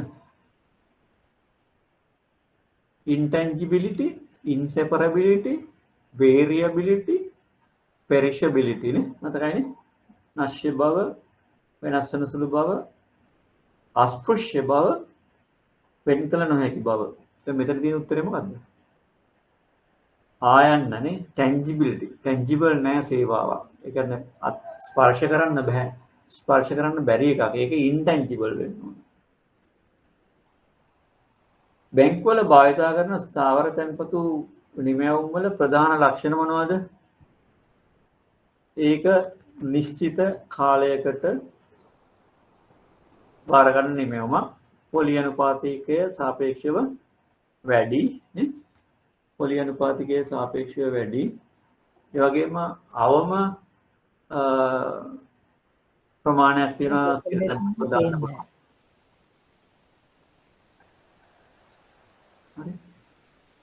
මිනිමම් එකක් තියෙනවා. කියන රුපියල් 5000 හරි 25000 හරි ඊට වඩා වැඩි එකක් තමයි දාන්න පුළුවන්. ඊට වඩා අඩු FDs දාන්න බෑ.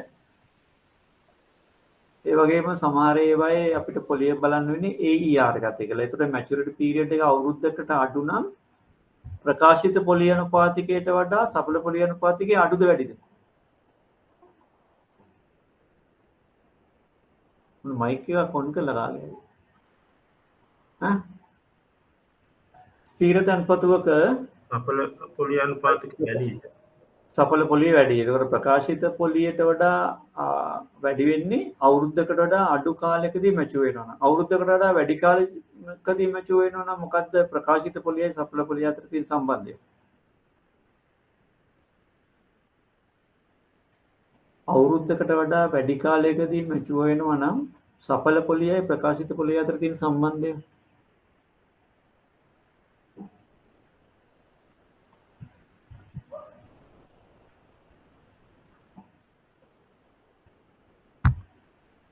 දැන් හරිනේ.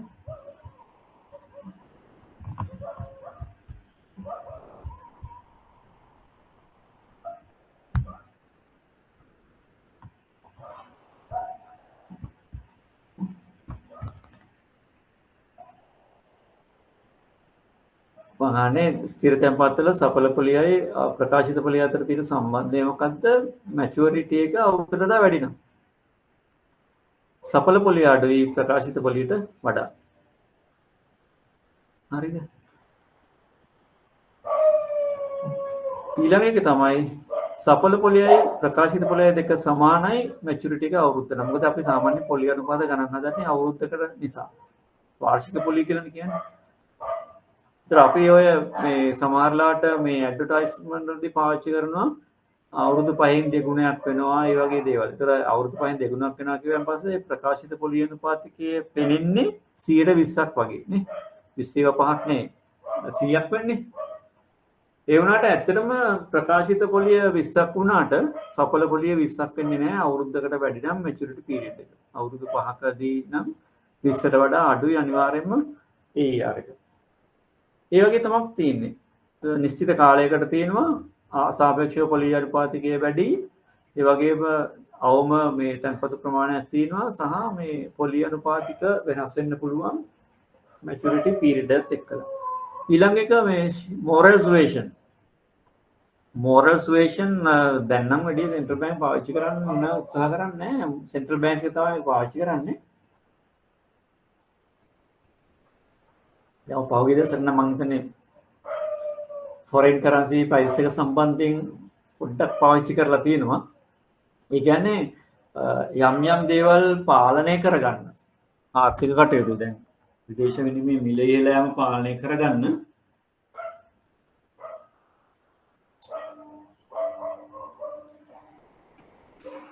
සෙන්ට්‍රල් බැංක් එක මගින් මහා බැංකුව විසින් මුල්‍ය ආයතන වලට කරන පෞද්ගලික මේ පෙළඹවීමක්. ඒක ඇත්තට moral suasion කියන්නේ. ඒක අර අන්‍යෝන්‍ය එකඟතාවය මත අන්‍යෝන්‍ය විශ්වාසය මත සමස්ත ආර්ථික පද්ධතියේම බරපතල ප්‍රශ්න ඇති නොවන ආකාරයට පවත්වාගෙන යන්න සිදු කරන දේවල්. ඔය සෙන්ට්‍රල් බැංක් එකේ ඔපරේෂන් හැන්ඩ් එක තමයි ආර්ථික සම්බන්ධයෙන් මුල්‍ය ආයතනනේ. සෙන්ට්‍රල් බැංක් එක මුල්‍ය ආයතන හරහා තමයි මේ කටයුතු වල මෙහෙයුම් ක්‍රියාවලිය කරන්නේ. ඒකට යම් මට්ටමක පරිපාලනයක් කරනවා පෙළඹවීම වගේ ඒක තමයි moral suasion කියන්නේ. job description මේ බලන්න මේ ඉංග්‍රීසි වචනේ වැරදි. රැකියා පිරිවෙතරය කියන්නේ job satisfaction නෙමෙයි. මේ ප්‍රශ්න පත්‍රයේ තියෙන job satisfaction කියලා. ඒකට කියන රැකියා තෘප්තියනේ. job description මෙතන. අතර මෙතන තියෙන job description එක ගැන හරි. මොකද්ද job description කියන්නේ?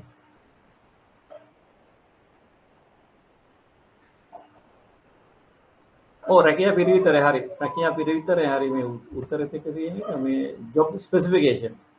job satisfaction නෙමෙයි job specification. job specification කියන්නේ මොකද්ද? රැකියාව කරගෙන යාමට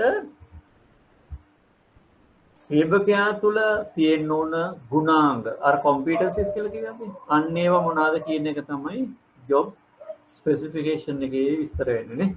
ඒක job description එකේ තියෙන්නේ මොනවද? job description එක මොකද්ද? අනිත් එක මේකත් එක්ක තියෙන job description නේ. ඒකේ මොනවද තියෙන්නේ? සේවකයාගේ කාර්යභාරය. රැකියාව තුළදී සේවකයා විසින් ඉටු කළ යුතු දේවල් ටික කාර්යභාරය. ඊළඟ එක මොකද්ද? මුදල් විශුද්ධිකරණය වැළැක්වීමට බැංකුව ගෙන එන ක්‍රියාමාර්ග මොනවද කියලා තියෙනවා. මොනවාද මුදල් විශුද්ධිකරණය වළක්වන්න බැංකුව හදලා තියෙන්නේ? KYC practices නේ. know your customer. එතකොට ඒ ડોකියුමන්ට්ස් ටික ගන්නවා. ඒ අනුව ඒගොල්ලන්ගේ ආර්ථික කටයුතු සම්බන්ධයෙන් යම් අවබෝධයක් බැංකුව ලබා ගන්නවා. ඒක. ඊළඟට ප්‍රතිලාභී හිමිකාරීත්ව විශ්ලේෂණය. ඒ කියන්නේ දැන් තුන්වෙනි පාර්ශවයකට අපි මුදල් යවනවා නම් මේ මතකයිනේ.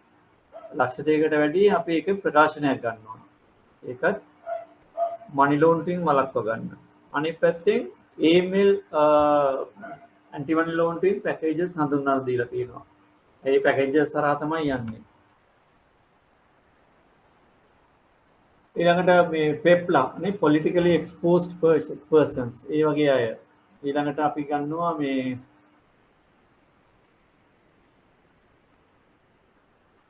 මොනවද KYC මේ practices වලට අනුව දැන් ඒගොල්ලන්ගේ ආදාය මාර්ග පදිංචි ડોකියුමන්ට්ස් ටික ගන්න එක අමතරව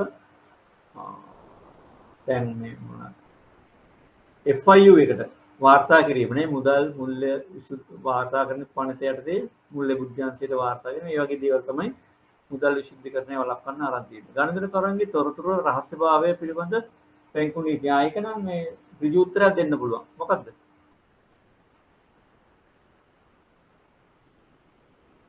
ගණන්කරුවන්ගේ රහස්‍යභාවය පිළිබඳ බැංකු පනතේ කොයි වගන්තියද?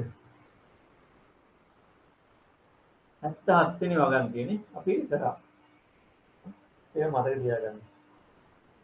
කොයි අවස්ථාවකදීද අපිට මේ ගණන්කරුගේ රහස්‍යභාවය ඉල්ල කරන්න පුළුවන් අවස්ථා තුනකදී කියලා මම කිව්වා. එකක් තමයි ගණන්කරුගේ ඉල්ලීම මත ලිඛිත ඉල්ලීම මත ගණන්කරුගේ ලිඛිත ඉල්ලීම මත එක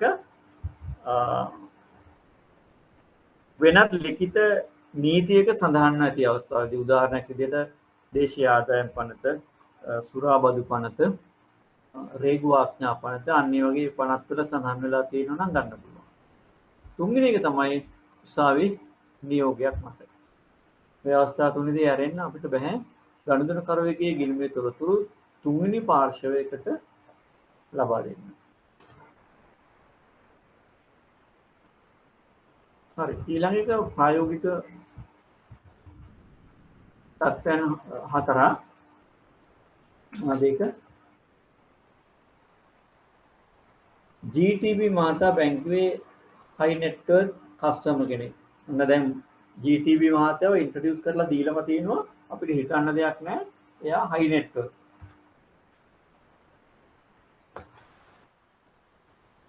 එයා රුපියල් 4,50,000ක් සිය ගිණුමට තැන්පත් කර ඇත. බැංකුවේ මාධ්‍යකාලීන රීතීන්ට අනුව මුදල් වල මූලාශ්‍රය කුමක්ද? යන්න අර අපි ඉස්සෙල්ල ප්‍රශ්න කරා.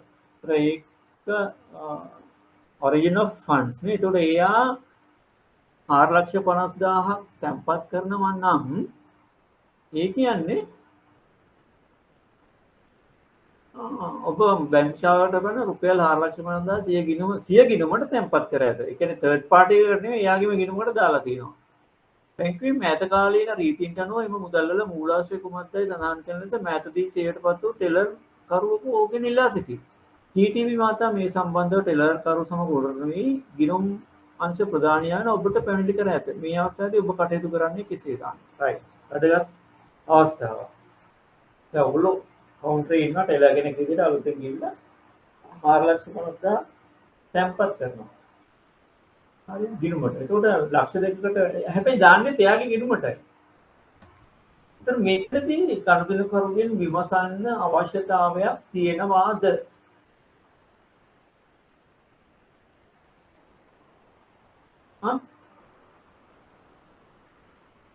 4,50,000 තමන්ගේම ගිණුමට දාද්දී ගනුදෙනුකරුගෙන් මේකේ මූලාශ්‍ර අහන්න අවශ්‍යතාවයක් තියෙනවද?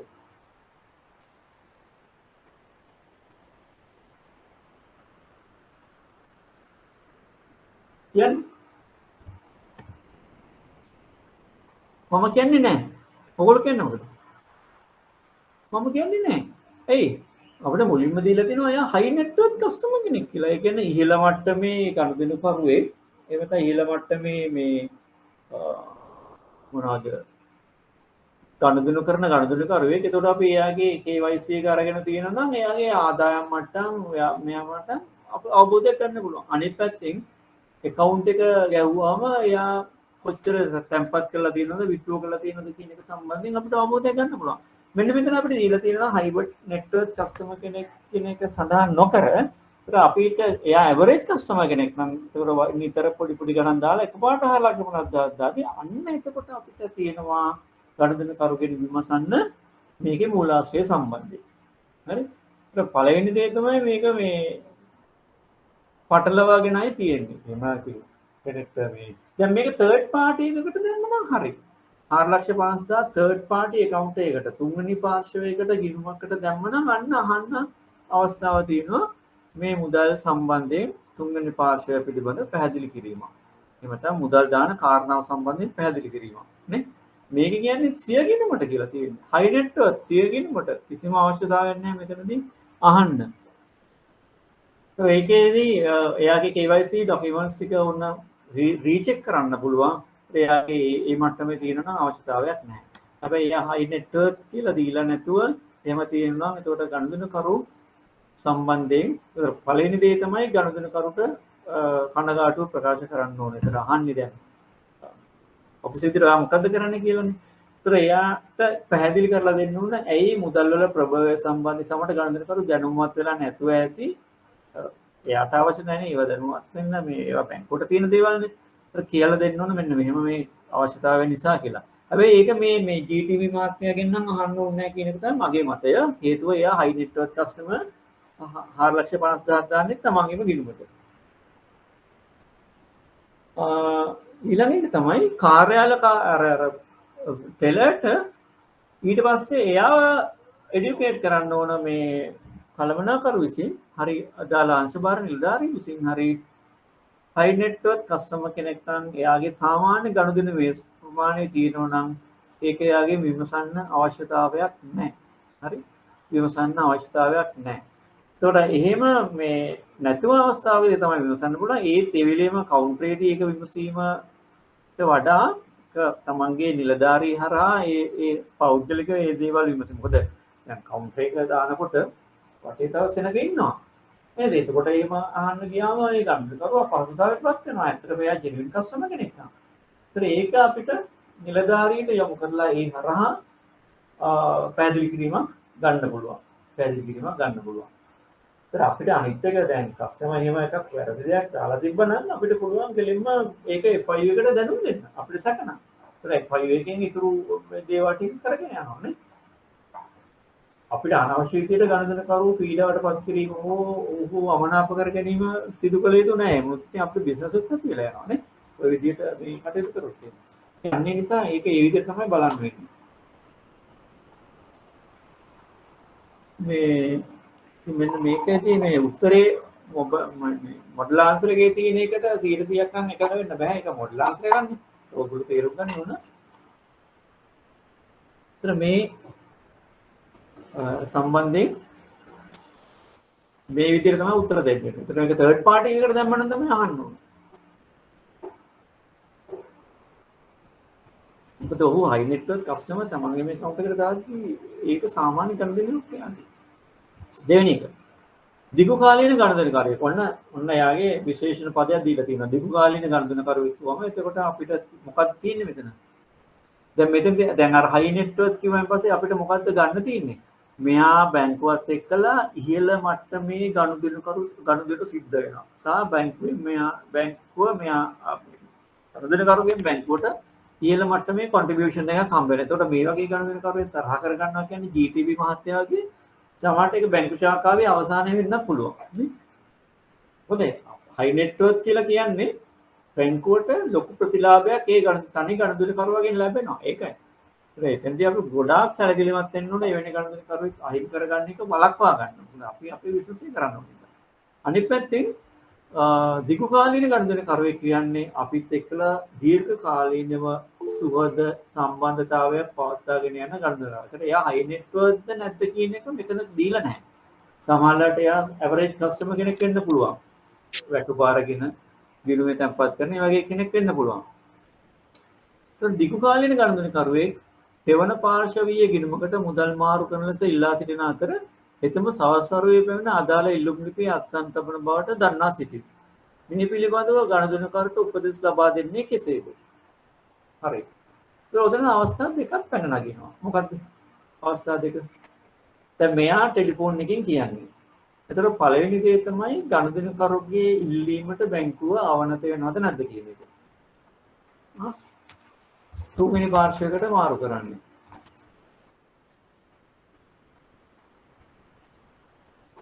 ඒතර එහෙම බැංකුවේ ප්‍රැක්ටිස් එකක් තියෙනවා නම් අපිට පුළුවන් මොකද දැන් මෙතෙන්දී අදාළ වෙන්නේ මැන්ඩේට් එකක් තියනවද නැද්ද කියන එක. පළවෙනි අවස්ථාවේදී. හරි.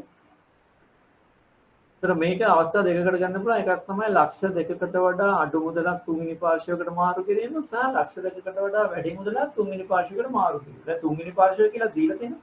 ඒතර ලොංග් ටර්ම් රිලේෂන්ෂිප් තියෙනවා නම් කස්ටමර්ත් එක්කලා සුවදව අපිට මේක ප්‍රශ්නයක් බේර ගන්න පුළුවන් කියන එක තමයි මෙතන අදහස් කරන්නේ. ඒක ලක්ෂ 2කට වඩා අඩු මුදලක් නම් අපිට මෙතන බැංකුව විදියට එන ප්‍රශ්නේ මොකද්ද? මැන්ඩේට් එක. ඒ කියන්නේ ගණන්දිනකරුගේ අත්සන පිළිබඳ ගැටලුව විතරයි වෙන්නේ. හරි. ඒතර ඒක බැංකුව සහ ගණන්දිනකරුව අතර තියෙන අතීත සම්බන්ධතාව මත බැංකුව කළමනාකරන තීරණය කරන්න පුළුවන්. අපිට ඕන බැංකුව මෙයාගෙන් ඉල්ලා සිටින්න පුළුවන්. ඔයා ඉන්න තැනකින් මේ ලියුමක් ෆැක්ස් කරන්න කියලා. එතකොට අපිට අත්සන පරීක්ෂා කරලා බලලා ඒ අදාළ ට්‍රාන්සැක්ෂන් එක කරන්න පුළුවන්.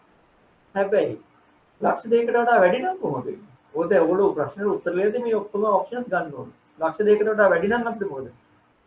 ගණන්දිනකරුගේ අත්සනේ තියෙන වළංගුතාවයට අමතරව ගිණුමහර කරන්න ගණන්දිනකරු සිද්ධ වෙනවා ප්‍රකාශයක් ලබා දෙන්න අර ට්‍රාන්ස්ෆර් කරන මුදල සම්බන්ධයෙන්. මොනකටද යට මේ මුදල් යවන්නේ කියන එක සම්බන්ධ නේ. එතකොට එයාට ප්‍රකාශයක් අමතරව ලබා දෙන්න ඕනේ. ඒ වගේ අවස්ථාවකදී අර හැන්දෑවේ කරනවා කියන එක සම්බන්ධයෙන් ගැටලුවක් ඇති වෙන්න උනත් පුළුවන්. දැන් බැරි වෙලාවත් ඒක මනි ලොන්ඩරින් වගේ එකකට නම් වෙලා තියෙන්නේ. සමහරවිට ඒකෙන් බැංකුවත් ප්‍රශ්නයකට මුහුණ දෙන්න පුළුවන්.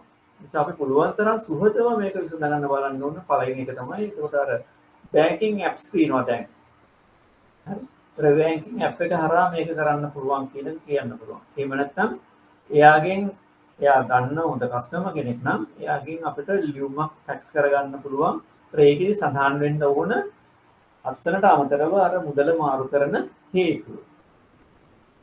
ඊට පස්සේ එයාගෙන් ඔරිජිනල් ලියුමක් අපිට ලබා ගන්න පුළුවන්. ලබාගෙන අපේ මැන්ඩේට් එකත් එක්ක එහෙම නැත්නම් අපි ඒක ගොනු කරලා තියාගන්න.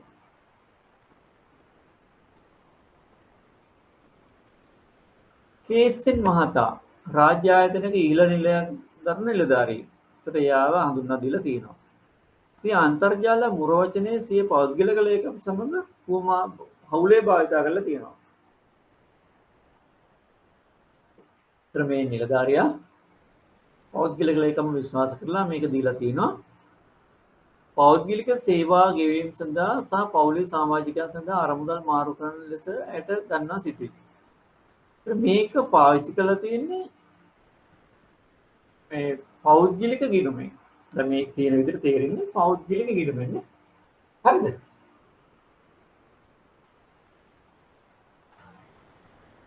වෙනත් රාජකාරී ගිණුමකින් නෙමෙයි.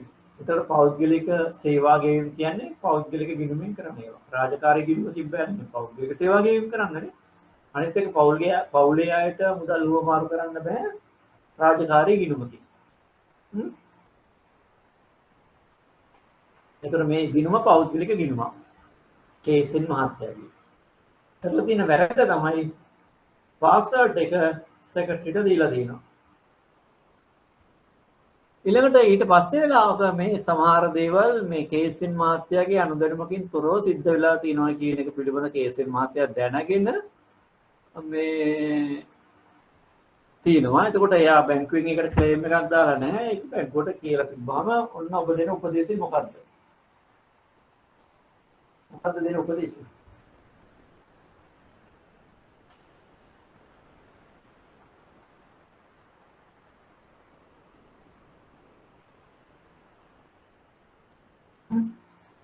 මොකද්ද ඔබ දෙන උපදේශය? දැන් මෙතන මොකද්ද වෙලා තියෙන්නේ? කියන්න. මෙතන මොකද්ද වෙලා තියෙන්නේ? කවුරුද කියන්නේ මොකද්ද මෙතන වෙලා තියෙන්නේ? දැන් මේක තමයි ඇත්තට මේ දෙවෙනි ප්‍රශ්නය තමයි ප්‍රායෝගිකව බැංකුකරණය ඉගෙන ගන්න තියෙන එහෙම නැත්නම් මේ අවබෝධ කරගන්න තියෙන ප්‍රශ්න. ඒක වැදගත් වෙනවා මේ දැන් මේ එක වර්ගයේ ක්ලයන්ට්ස් ලානේ. මොකද්ද මෙතන වෙලා තියෙන්නේ? කියන්නේ හැමතිස්සෙම එකම එක්කෙනෙක් තමයි කතා කරේ කවුරු හරි. කියන්නේ වංචාව. බැංකුවේ නීති උල්ලංඝනය නේ? හරි නේද? බැංකුවේ නීති උල්ලංඝනය කරලා තියෙනවා. මෙතන මුල්‍ය වංචාවක් වෙලා තියෙනවා. ඔව් හැබැයි බැංකුව මේකට වැරදිකාරයෙක්ද? නෑ. මේක බැංකුවේ වරදක් නෙමෙයි. ඔද මේක පරිගණක පද්ධතියේ දෝෂයක් නිසා හෝ එහෙම මේක අර විද්‍යායක නිලධාරියා තමන්ගේ පෞද්ගලික ලේකම් එක්කලා තමන්ට දීපු පාස්වර්ඩ් එක ෂෙයා කරගත්තු නිසා තමයි මේක වෙලා තියෙන්නේ. ඒකෝර ඒක තනිකරම අර නිලධාරියාගේ මත පැටවෙන ඒ නිසාම ඒකෙන් අවස්ථාවේ ප්‍රයෝජන ගත්ත පෞද්ගලික ලේකම් විසින් කර වංචාවක්. මේකට බැංකුව සම්බන්ධ නැහැ. හැබැයි බැංකුවට තියෙන යුතුයකම මේ ගිණුමෙන් මුදල් ගියේ කොහෙටද ඒව මේවා විස්තර ටික හොයලා නේද? විස්තර ටික හොයලා කේසෙන් මහත්තයට උදව් කරන්න. ඒතර මේකට පොලිසිය පැමිණිල්ලක් දාලා අදාළ නීති කටයුතු කරලා අර පෞද්ගලික ලේකම්ගෙන් මේ පාඩුව පියවා ගන්න කියලා. ඒතර මේකට බැංකුවට කරන්න පුළුවන් මෙච්චරයි. මෙතන වංචාවක් වෙලා තියෙනවා. බැංකුව සම්බන්ධ නැහැ. ඒක කේසෙන් මහත්තයාගේ නොසලකිල්ල නිසා හෝ එයාගේ තියෙන අඩුපාඩුවන් නිසා වෙලා තියෙන. එතන අපිට එයාට උදව් කරන්න පුළුවන් මේ ගිණුමෙන් මුදල් ගිය ගිණුම් හොයලා අදාළ තොරතුරු ටික මේ කේසෙන් මහතා විසින් පොලිසියේ පැමිණිල්ලක් කරලා ඒ ගන්න නීතිමය කාර්යයකදී උදව් කරන්න දෙන්න. ඒතර පෞද්ගලික තොරතුරු ගිණුම් වල තොරතුරු කේසෙන් මහත්තයට දෙන්න බෑ. ඒක ඇවිල්ලා රාසිතා වෙලකිරීමක් වෙනවා බැංකුවට. ඒ තොරතුරු හොයාලා ඒ අදාළ තොරතුරු ටික වාර්තාව පොලිසියට බාර දෙන්න පුළුවන් මේ නීති කටයුතු සඳහා. ඒක කරන්න. ඒක උපදේශය ඒක තමයි. මේක පියවන්න ඕනද බැංකුව? පාඩුව. නෑනේ. බැංකුවේ වැරද්දක් නෙමෙයි. පාඩුව පියවන්න ඕනේ. හැබැයි පරිගණක පද්ධතියක දෝෂයක් නිසා මේක වෙලා තියෙනවා නම් සේවක වංචාවක් නිසා මේක වෙලා තියෙනවා නෝ බැංකුවේ සේවකයෙක් මේක කරලා තියෙනවා. එතන දැන් මොකද වෙන්නේ? දැන් කාගේද වැරද්ද? බැංකුවේනේ. එහෙනම් අනිවාර්යයෙන්ම බැංකුව සමාව ගන්න ඕන. මේ මහත්මයාට මේක ප්‍රතිපූර්ණය කරන්න ඕන. ඊට පස්සේ තමයි අදාළ ක්‍රියාමාර්ග අරගෙන මේකට අදාළ කටයුතු කරන්නේ. මේ පාඩුව කේසෙන් මහත්මයාගේ මේ අඩුපාඩුවක් හෝ වැරද්ද නිසා වෙච්ච දෙයක් නෙමෙයි බැංකුවේ අඩුපාඩුවක් නිසා. බැංකුවේ තියෙන ක්‍රමවේදවල ප්‍රශ්න නිසා. අනිවාර්යයෙන්ම මේක ප්‍රතිපූර්ණය කරන්න ඕන. ඊට පස්සේ තමයි බැංකු සාමාන්‍ය එහෙම කරන්නේ නැහැ. බැංකුව එහෙම කරන්නේ නැහැ. බැංකු කරන්නේ ඔක්කොම කරලා ඉවරලා අන්තිමට නොකර බැරි නිසා කස්ටමර්ට රීම්බර්ස්මන්ට් එකක් දෙනවා. ඒක වැරදි.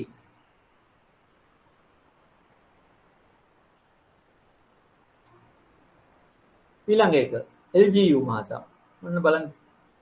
එයාගෙන ඩිස්ක්‍රිප්ෂන් එකේ කොයි වගේ එකක්ද තියෙන්නේ? ණය කාඩ් පතේ ගෙවීමට ඇති මුදල් සියල්ල සිය ඉතුරුම් ගිණුමෙන් පියවන ලෙස ඔන්න දැන් මේ මොකද්ද මේ කියන්නේ?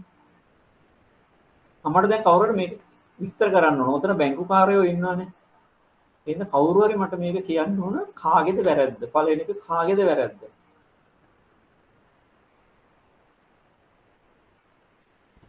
බැංකුවේ වැරද්ද. මොකක්ද වැරද්ද? කස්ටමර් කිව්වම ණය ක්‍රෙඩිට් කාඩ් එක ක්ලෝස් කරන්නයි කියලා ඒ වුණාට ඒක හරියට බැංකුව විසින් කරලා නැහැ නේ. ඔව් මෙතන accrued interest එකක් තිබිලා තියෙනවා නේද? ඒ වෙලාවේ බැලන්ස් එක විතරක් ක්ලෝස් කරලා accrued interest එක මේ කන්සිඩර් කරලා නැතිනම් අර මේකේ settlement date එක ආවෙන් පස්සේ accrued interest එකේ account එක debit වෙලා. හරිනේ? එතකොට ඒ කියන්නේ credit card account එක debit වෙලා accrued interest එකේ. ඊට පස්සේ මොකද වෙලා තියෙන්නේ? ඒක දිගින් දිගටම ක්‍රෙඩිට් කාඩ් බැලන්ස් එක. දැන් ක්‍රෙඩිට් කාඩ් එකේ පොඩි එකක් තිබ්බත් අපි ක්‍රිප් එකට යවන්න ඕනේ නේ. දැන් මේ නිසා අපහසුතාවයටපත් වෙලා තියෙන්නේ LGU මහතා. වෙන බැංකුවකින් එයා ඉල්ලලා තියෙනවා මොනවද ණය මුදල ක්‍රිබ් එකේ තියෙන නිසා මෙන්න වෙලා. ඒක මොකද්ද වෙලා තියෙන්නේ? ඒ එහෙමනම් කරන්න මේක බැංකුවේ වැරද්දක්. ඒතර බැංකුව LGU මහතාට මේක විස්තර කළා. එයාගෙන් අපොලොජයිස් කළා. මේක සමාව ඉල්ලලා වෙච්ච වැරද්ද පැහැදිලි කරලා දීලා ඒ අදාළ මුදල පියවාගෙන ක්‍රිබ් එකට ලිපියක් ඉදිරිපත් කරන්න පුළුවන් වෙච්ච දේ පැහැදිලි කරලා ඒකෙන් අපිට ක්‍රිබ් එක නිදහස් කරන්න පුළුවන් නේ. නේද? හරිද?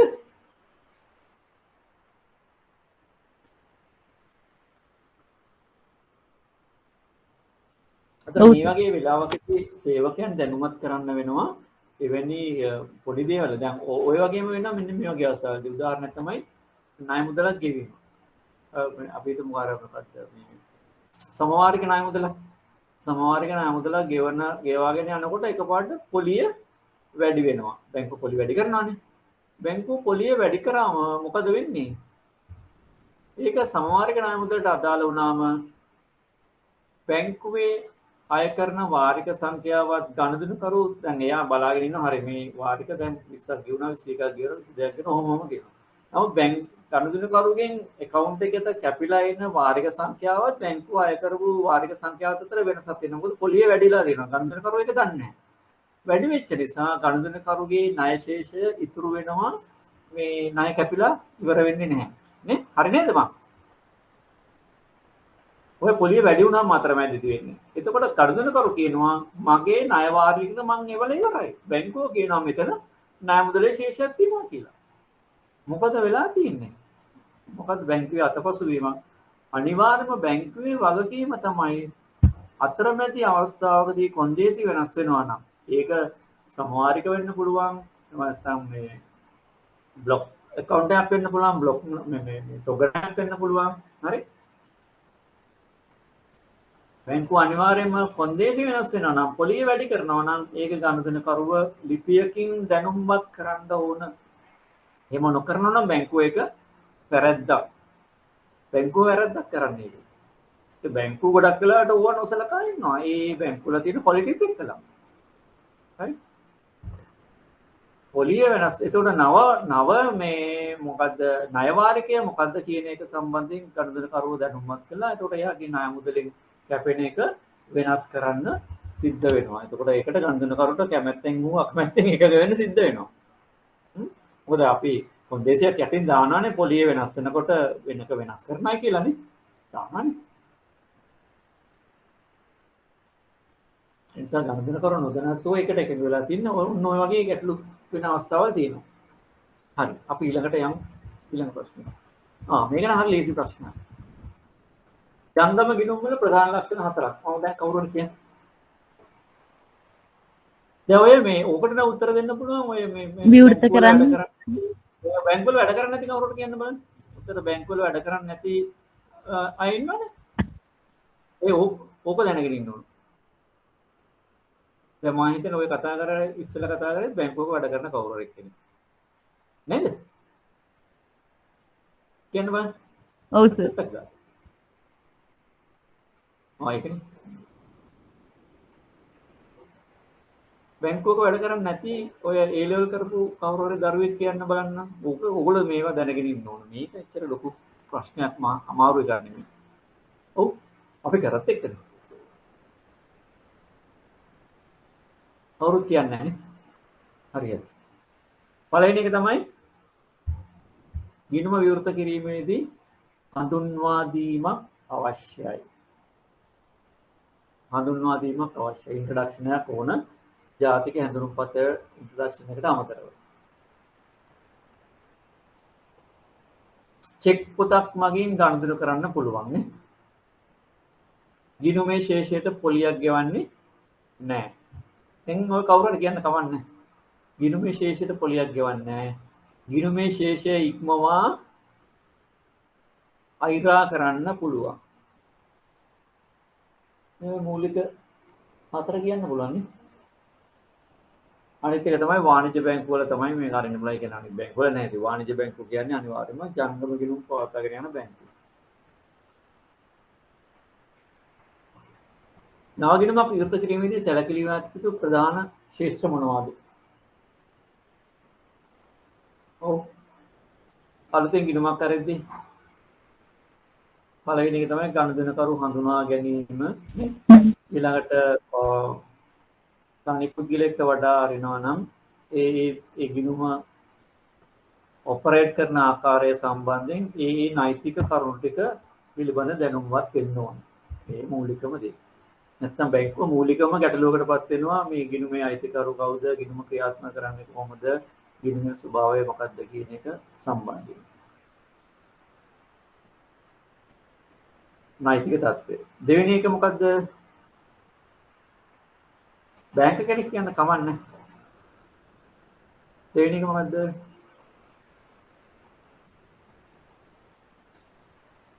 එතකොට identification, operation instructions ඔය ටික පැහැදිලිවම ගන්න ඕන.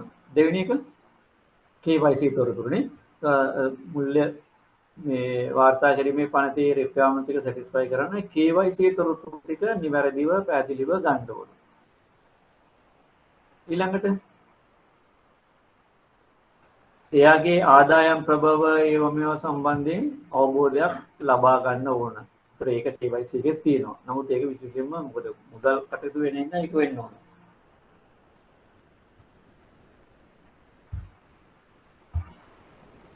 ඊළඟට KYC එකේ තොරතුරු ගොඩක් තහවුරු වෙන දේ අර පදිංචි ස්ථානය පිළිබඳ තහවුරු ඒ වගේ දේවල්. ඊළඟට බාල වයස්කරුන් නම් ඒගොල්ලන්ගේ වයස සහතික කරගන්න උපැන්න සහතිකයේ පිටපතක්. ඊළඟට බාරකරු සම්බන්ධයෙන් තොරතුරු ඒ වගේ දේවල්. නොමිනි කෙනෙක් පත් කරනවා නම් ඒ නොමිනි පිළිබඳ විස්තර. මේ මූලික කරුණු ටික තමයි මේ දැනගන්න ඕන. බැංකුවක් විසින් ගිණුමක් වසන අන්න මේ බැංක කෙනෙක් කියන්නේ ගිණුමක් වසන අවස්ථා මොනවද? අන්කල් කියන බැංක කෙනෙක් කියන්නේ උතනින් ගනුදෙනුකරු මිය ගියාම ඉස්සෙල්ලාම ඉල්ලීම මත ගනුදෙනුකරුගේ ඉල්ලීම මත ගනුදෙනුකරු මිය ගියාම ඒ අදාළ ශේෂයාව ගිණුම වෙනුවට දැන් ගනුදෙනුකරු මිය ගියාම මේ මෙහෙම අවස්ථාවක් වෙනවානේ එයාගේ ගිණුමේ ශේෂය ලක්ෂ 40කට වැඩි. ඒ කියන්නේ බූදල් වෙන ප්‍රමාණයට වඩා වැඩි. ඒ වගේ අවස්ථාවේදී මොකද කරන්නේ? දැන් ගනුදෙනුකරු මිය ගියාම කොහොමද ගිණුම වහන්නේ කියන්නකෝ. ගනුදෙනුකරු මිය ගියාම කොහොමද ගිණුම වහන්නේ? අනිත් අයගේ ඒ කියන්නේ උරුමකරුවන්ගේ ඉල්ලීම් මත උසාවි නියෝගයක් තියෙනවා. අර ඇඩ්මිනිස්ට්‍රේටර් ෆෝමල් කාර් ගිණුමක් කොහොමද? ඔය ඒක තමයි මේ බූදල් වෙන්නේ නැති ලක්ෂ 40කට අඩු නම් ඔය අදාළ උරුමකරුවන්ගේ මේ ඉල්ලීම මතේ අදාළ උරුමකරුවන්ට බෙදිලා යනවා නේ ගිණුම වහලා. එතකොට ඇඩ්මිනිස්ට්‍රේටිව් අවස්ථාවක හෝ මේ මොකද්ද පොල්මක්කාර අවස්ථාවක ඒ කියන්නේ අන්තිම කැමැති පත්‍රයක් එක්ක හරි අන්තිම කැමැති පත්‍රයක් නැතිව හරි බූදල් වෙන මට්ටමකට ගියාම උසාවියෙන් නියෝගයක් ලැබෙනවා කොහොමද ගිණුම වහන්න ඕන කියලා. එතකොට ඒකෙදි එක්ක එක්සිකියුටිව් ගිණුම එක්ක ඇඩ්මිනිස්ට්‍රේටිව් ගිණුමක් ඇරලා ඒ ගිණුමට මුදල් මාරු කරලා අර පරණ ගිණුම වහනවා නේ. හරි. ඒක අවස්ථාවක්. තව නිතර චෙක්පත් අගරු වෙනවා නම් අසතුරුදායක ගිණුම ජංගම ගිණුම් වල අසතුරුදායක පැවැත්ම. හරි RD නිතර චෙක්පත් කියන්නේ RD මුදල් නැමැතිව අගරු වෙනවා විතරයි. අසතුරුදායක පැවැත්ම ජංගම ගිණුමක ගනුදෙනුකරුට දැනුමත් එයාව දැනුවත් කරලා ගිණුම වහන්න අයිතිය බලය බැංකුවට තියෙනවා. අනිත් පැත්තෙන් උසාවි නියෝගයකින් වෙනත් කරුණක් මත ඔය මුදල් වංචා එහෙම නැත්නම් මේ ත්‍රස්තවාදී කටයුතු අන්න ඒ වගේ මොනවා හරි වෙන ගනුදෙනුකරු මිය නොගිය වෙනත් උසාවි කටයුත්තක හේතුවක් මත නියෝගයක් ලැබුණොත් අපිට ගිණුම වහන්න වෙනවා නේ. රයිට්. සිය ගණදෙනකරුන්ට ලබා දෙන ණය පාසුකම් වර්ග 5ක්. අයියෝ නම් 5ක් කියන්න තියෙන්නේ නේද? මොනවද දෙන්නේ? ණය වර්ග 5ක්. ඒවා කෙටි එක එක කාලීන බැංකුවල දිගු තියෙන නම් කාලීන වලින් කියන්න එපා. මේ කෙටි ඒවා ඇවිල්ලා කෙටි කාලීන දිගු කාලීන ණය right. අයිරා නේ එකක් නැහැ. අයිරා දිගු කාලීන කල් කෙටි කාලීන ණය, නිවාස ණය, සංවර්ධන ණය, කල්බදු සුළුහාම පාරිභෝගික සුළුහාම අධික පරිමාණ ණය, ඊළඟට ආනයන අපනයන ණය නේ ඒ වගේ දේවල්. අපි කරා ණය එක. ඉතින් ඒකේ නම් පහ කියන්න විතරයි තියෙන්නේ. මේ වගේ ප්‍රශ්න නම් දෙන්න හොදත් නෑ මේ. කවන්නේ. ඊළඟට යමු. consumer behavior. උන් අපි ටිකක් සාකච්ඡා නොකරපු පැත්තක් ගැන තමයි මේ අහන්නේ consumer behavior කියන එක ගැන. මාකටිං යටතේ. මුල්‍යාංශය තුළ පාරිභෝගික හැසිරීම යනුවෙන් ඔබ අදහස් කරන්නේ මොනවද කියලා අහන්නේ. consumer behavior කියන්නේ මුල්‍යාංශය විතරක් නෙමෙයි ඕනෑම අලෙවි කරන භාණ්ඩයක ගනුදෙනු කරුගේ හැසිරීම සම්බන්ධයෙන් කරන විධිමත් සොයා ගැනීම බැලීම තමයි මේ consumer behavior කියලා කියන්නේ. ඒතර ඒක මාකටිං එක. right? අලෙවි අංශය මගින් සිදු කරන සොයා බැලීම. මොනවද ඒකදී හොයන්නේ? දැන් මොකද්ද වෙන්න ඕන කියන දැන් මෙතන අපි විශේෂයෙන්ම මේක සම්බන්ධයෙන් ඉගෙනගෙන නැහැ.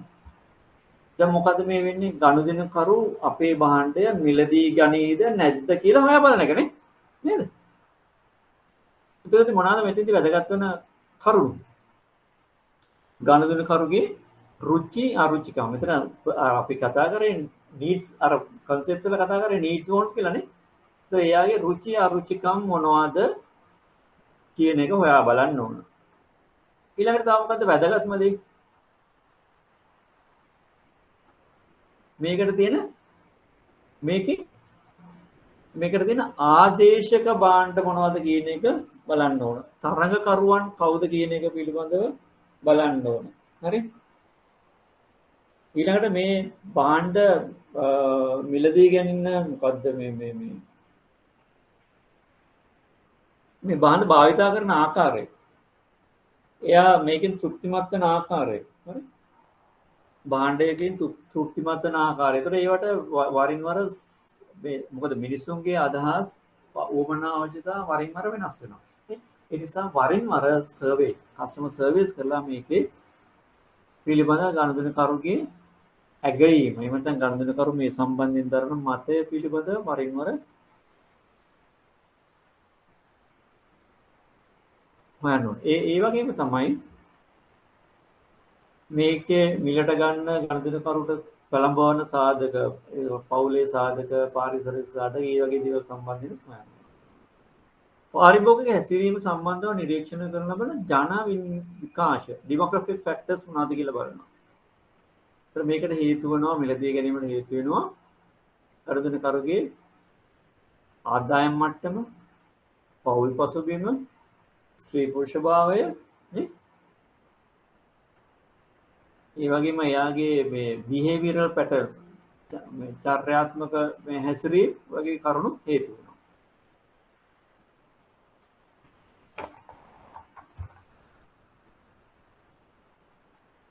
අලෙවිකරණ සඳහා ඩිජිටල් මාධ්‍ය පාවිච්චි කරනවා. අපි ඔක කතා කරලා තියෙනවා. කොහොමද මේ ඩිජිටල් මාධ්‍ය හරහා අපි මොකද්ද මේකේ තියෙන වාසිය? ඩිජිටල් මාධ්‍යයේ වාසිය මොකද්ද?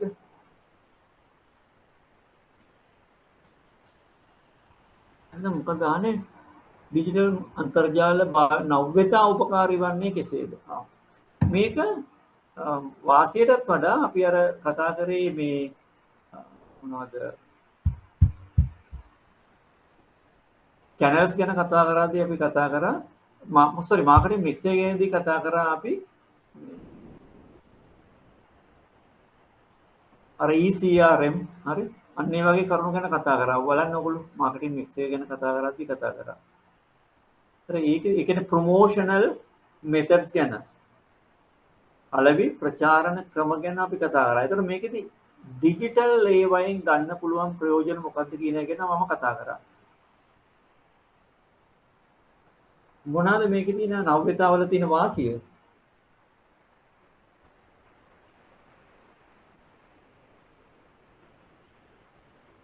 පළවෙනි එක අර ඔයගලන්ට මතක ඇති මේ ලීඩ් මැනේජ්මන්ට් කියලානේ. ඒ කියන්නේ ගනුදෙනුකරුවෙක් නෙමෙයි ඒ වුණාට විභව ගනුදෙනුකරුවෙක් කරගන්න පුළුවන්. ඒතකොට මේ ලීඩ් කස්ටමර්ස්ලා සම්බන්ධයෙන් අනාගතයේදී ගනුදෙනුකරුවෙක් විය හැකි ගනුදෙනුකරුවන් සම්බන්ධයෙන් තොරතුරු අපිට ගබඩා කරන්න පුළුවන්. ගබඩා කළා ඔහු සම්බන්ධයෙන් තොරතුරු රැස් කරගෙන අපිට අනාගතයේදී ගනුදෙනුකරුවෙක් කරගන්න පුළුවන්. ලීඩ් මැනේජ්මන්ට් කියලා. බලන්න අපි මේ මාකටිං මික්ස් එකේ ප්‍රොමෝෂන් යටතේ මේක කතා කරා. ඊළඟට මේ නව්‍යතාවල වාසි. ඊළඟ එක තමයි අපිට මේ ECRM electronically customer relationship management පවත්වාගෙන යන්න පුළුවන්. ඒ කියන්නේ නිතරම මේක පාවිච්චි කරලා කස්ටමර්ට උපන් දිනේට විශ් කරන එක. එයාගේ මොන හරි විවිධ අවස්ථාවලදී විශ් කරන එක මේ කොමියුනිකේෂන් එකක් කරන්න පුළුවන් ගනුදෙනුකරුත් එක්කලා. ECRM. තව මොනවද අපි කතා කරේ? මටත් දැන් මතක නැහැ. රයිට්. වෙබ්සයිට්ස් වල ඒ වයිදී අපිට ප්‍රමුඛතාවය ගන්න පුළුවන් සමහර වෙබ්සයිට්ස් වලට මේ දැන් අපි දැන් ඔයගොල්ලෝ දකිනවා ඉතින් සමහර වෙබ්සයිට් එකක් අරපු ගමන්ම එක කාගේ හරි මේ නිෂ්පාදකයෙක්ගේ හෝ ආයතනයක ඇඩ්වර්ටයිස්මන්ට් එක තමයි ඉස්සෙල්ලාම එන්නේ. ඒ ඕගොල්ලන්ටගෙන් අහන ස්කිප් කරලා යන්නද කියලා. ඒකට ඕගොල්ලන්ට දර්ශනය වෙන්න ඉක්මනට පළවෙනියෙන්ම සලස්සනවා අර ඇඩ්වර්ටයිස්මන්ට් එක. අන්න ඒ වගේ ප්‍රමුඛතාවය ගන්න පුළුවන් මේ ඒවා මේ ප්‍රයොරිටි ගන්න පුළුවන්. වචනයකුත් පාවිච්චි කරා මට මතක. බලන්න ඕගොල්ලන්ගේ නෝට්ස් වල තියෙනවා.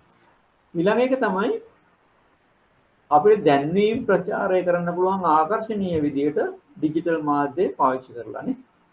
ඒකෙදි අපි කිව්වා අර රීච් එක වැඩි, කොස්ට් එක අඩුයි, ආකර්ෂණීය දැන්වීම් දාන්න පුළුවන්. ඒ වගේම තමයි කස්ටමර්ගේ ෆීඩ්බැක් එක ගන්න පුළුවන්.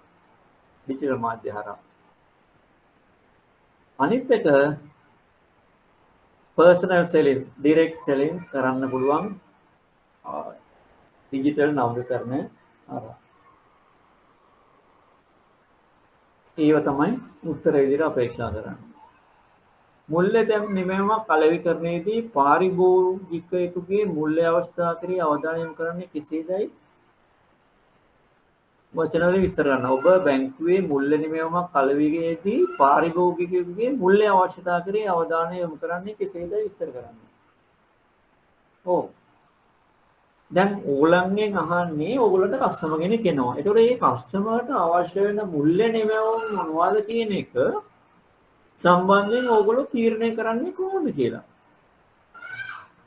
අපි හිතමු දැන් ඕගොල්ලන්ට එනවා high net worth customer කෙනෙක්. ඒ කියන්නේ එයා ප්‍රධාන සමාගම් කීපයක ඉන්න CEO කායිකකරු.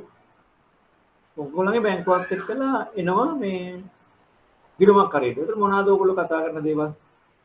ඒක තමයි අහන්නේ.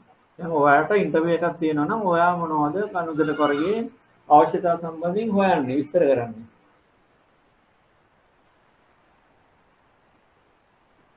ඔව් කියන්න බලන්න බැංක කෙනෙක්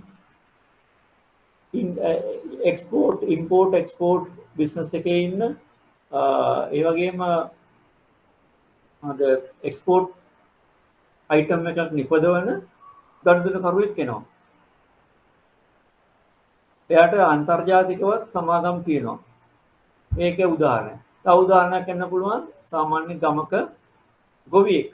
එමුදා කුඩා සුළු හා මධ්‍ය පරිමාණ කර්මාන්ත කරුවෙක් වෙනවා. ඕගොල්ලොත් එක්කලා ගිණුමක් කරගෙන. ඕන මොනවාද ඕගොල්ලෝ බලාපොරොත්තු වෙන්නේ? අපි පල්ලෙහාටනේ පටන් ගමු සුළු හා මධ්‍ය පරිමාණ කර්මාන්ත කරුවෙක් වෙනවා. එතකොට කොහොමද ඕගොල්ලෝ ඒ ගනුදෙනුකරුගේ මුල් අවශ්‍යතාවය හඳුනාගෙන උදව් කරන්නේ? ඔව් කියන්න. පළවෙනි එක තමයි එයාගේ හා කියන්න. හරි කියන්න මං අහගෙන ඉන්නේ. ගනුදෙනුකරුගේ අවශ්‍යතාවය හඳුනා ගන්න ඕන. ඒක කෙටි කාලිනද ආයෝජනයක්ද දීර්ඝ කාලින ආයෝජනයක්ද? ඒ අවශ්‍යතාව හඳුනා කොහොමද දැන් ගන්න. අපි හිතමු දැන් දැන් එයා එනවා. එයාට මොකක්ද හරි අවශ්‍යතාවය කොහොමද අපි හඳුනාගන්නේ? මොකක්ද එයාගේ අවශ්‍යතාවය? සුළු හා මධ්‍ය පරිමාණ කර්මාන්ත කරුවේ. මොකක්ද එයාගේ අවශ්‍යතාවය බැංකුවක්? ඇයි එයා බැංකුවක් පාවිච්චි කරන්නේ? ඇයි එයා බැංකුවක් පාවිච්චි කරන්නේ? ඒකද අපි කොහොමද අවශ්‍යතාවය හඳුනාගන්නේ? මොනවද එයාගේ අවශ්‍යතාවය? දැන් පළවෙනි දේ වෙන්න පුළුවන් එයාගේ කර්මාන්තය යම් මට්ටමක වර්ධනය වෙමින් පවතිනවා නේ. ඒතකොට එයා අලෙවි එහෙම නැත්නම් එයාගේ බඩු ගොඩක් තැන්වල අලෙවි වෙනවා. ඒතකොට එයාට චෙක්පත් වලින් ගෙවීම් ලැබෙනවා. ඒතකොට මේ චෙක්පත් මුදල් කරගන්න අවශ්‍යතාවයක් එයාට තියෙනවා. ඔන්න එයාගේ එක අවශ්‍යතාවය. ඒතකොට ඔයගොල්ලෝ මොකද්ද යෝජනා කරන්නේ? ජංගම ගිණුමක් විවෘත කරන්න නේ. ඒතකොට ජංගම ගිණුමක් විවෘත කළා ඒ චෙක්පත් එක ගණන් කරන එක. ජංගම ගිණුම හරහා යාට තියෙන තව වාසිය මොකද්ද?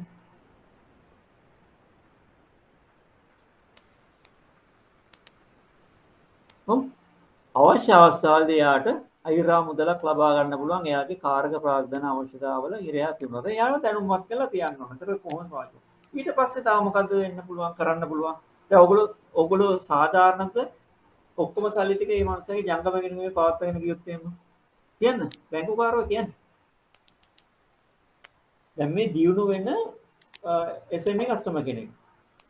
දැන් ඔයගොල්ලෝ සාධාරණද සියලුම මුදල් එයාගේ බැංකුවට නවාසේ කරන්ට් account එකේ තියාගෙන ගියොත් කියන නෑනේ නෑ එයාට ඔය ආයෝජනය කරගන්නත් ටිකක් හා එයාගේ අර ඒ ආයෝජන කටයුතු කරගන්නත් ඔව් යම් මුදලක් පළවෙනි තමයි කෑෂ් නෑ ඒක තමයි කෑෂ් මාජින් එක බිල්ඩ් අප් කරන්න ඕනේ නේ එයාගේ. එයාට හදිස්සි අවස්ථාවකදී පාවිච්චි කරන්න ඕනේ. ඒතර එයාට එක්ක සේවිංස් account එකක් ඔය ධන යෝජන වගේ ගිණුමක් නේ FD එකක් යෝජනා කරන්න පුළුවන්. ඒතර අවශ්‍ය අවස්ථාවකදී ඒකේ මුදල් වලින් දැන් ධන යෝජනයක් වූ සේවිංස් එකක් හොඳයි. මොකද කරන්ට් account එකේ යම්කිසි මුදල් අවශ්‍යතාවයක් තිබුණොත් අරගෙන ට්‍රාන්ස්ෆර් කරලා කරන්න පුළුවන් කන්නේ. ඒක කරන්ට් account එකේ යම් මුදලක් වැඩිපුර එනවා නම් ඔටෝමැටිකලි අර account එකට ස්වීප් කරන්න පුළුවන්. ඒ එකක්. එයාගේ ව්‍යාපාරය සඳහා අවශ්‍ය කෑෂ් මාජින් එකක් බිල්ඩ් අප් කරන්න එයාට කියලා දීලා ඒ අදාළ ගිණුමක් කරලා දෙනවා. අනිත් එක තමයි එයාගේ පවුලේ සමාජිකයෝ ඉන්නවා, දරුවෝ ඉන්නවා, බිරිඳ ඉන්නවා නේ. ඒ වගේ අයට ගිණුම් විවෘත කරලා යම්කිසි මුදල් ඉදිරියක් දරුවන්ගේ අනාගත අධ්‍යාපන අවශ්‍යතා ඒ වගේ දේවල්. ඒක කියන්න පුළුවන්. අනිත් පැත්තෙන් එයාට සුළු හා මධ්‍ය පරිමාණ කර්මාන්තයට ලබා ගන්න පුළුවන් මොනවා හරි රජයෙන් යෝජනා කරලා තියෙන ණය යෝජනා ක්‍රම. ඒ වගේ දේවල් හඳුන්වලා දීලා අවශ්‍ය අවස්ථාවකදී ණය මුදල ලබා දෙන්න පුළුවන් නේ. තව දෙයක් ඊට අමතරව කරන්න පුළුවන් බැංකුකරුට එයාගේ නිෂ්පාදන අලෙවි කරගන්න අවශ්‍ය සම්බන්ධතා ජාලය අවශ්‍ය නම් ගොඩනගලා දෙන්න පුළුවන්. බැංකුව නම් ඕව කරන්නේ නැහැ. ඒ සම්බන්ධතා ජාලය ගොඩනගලා දෙන්න පුළුවන්. ඊළඟට එයාගේ නිෂ්පාදනය ජාත්‍යන්තර මට්ටමකට යන්න පුළුවන් එකක් නම් එයාට ආනයන අපනයන කරුවන් සම්බන්ධ කරලා දීලා විශේෂයෙන්ම අපනයන කරුවන් සම්බන්ධ කරලා දීලා ඒ දේවල් අමතර උපදේශන එයාට ලබා දෙන්න පුළුවන්. ඒ වගේ කස්ටමර් කෙනෙක්. අපි එනවා අර මම ඉස්සෙල්ලා කිව්ව ජාත්‍යන්තර සමාගම් තියෙන මේ නිෂ්පාදනය කරන ඒක අපනයන කරන එක්කෙනෙක්. එයාගේ අවශ්‍යතාව මොනවද?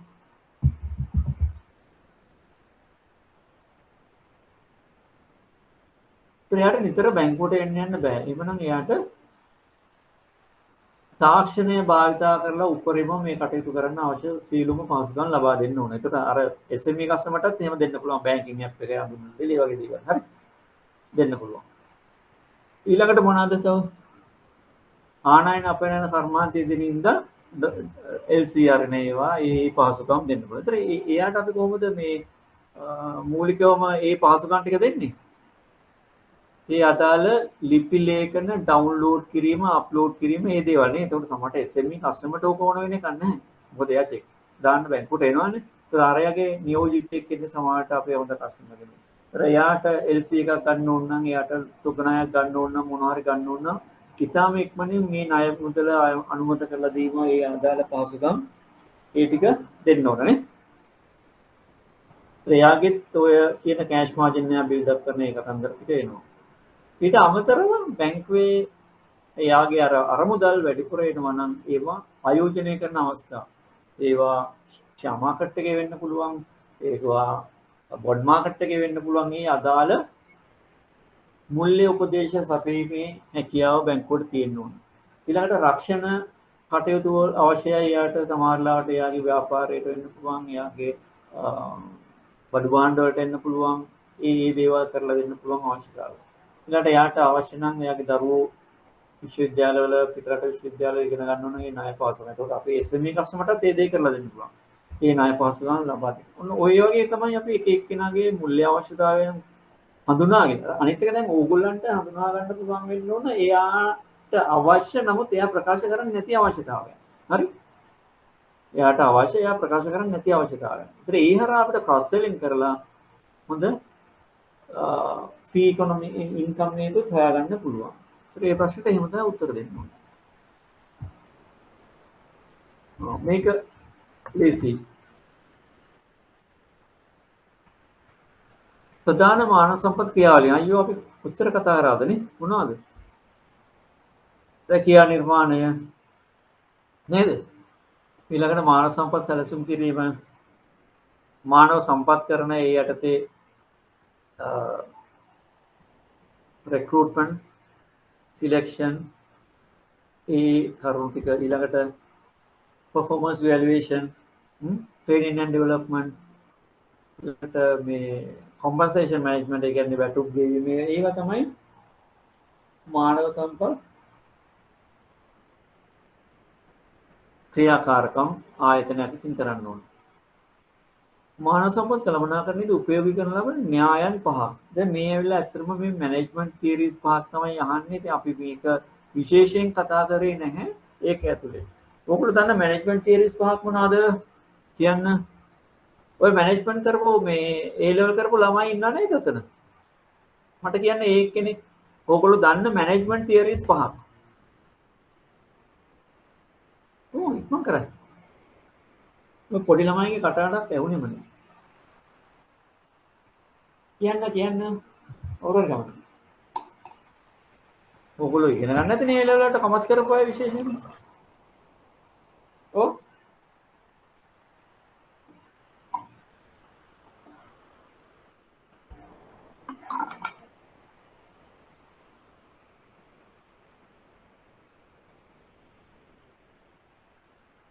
Okay.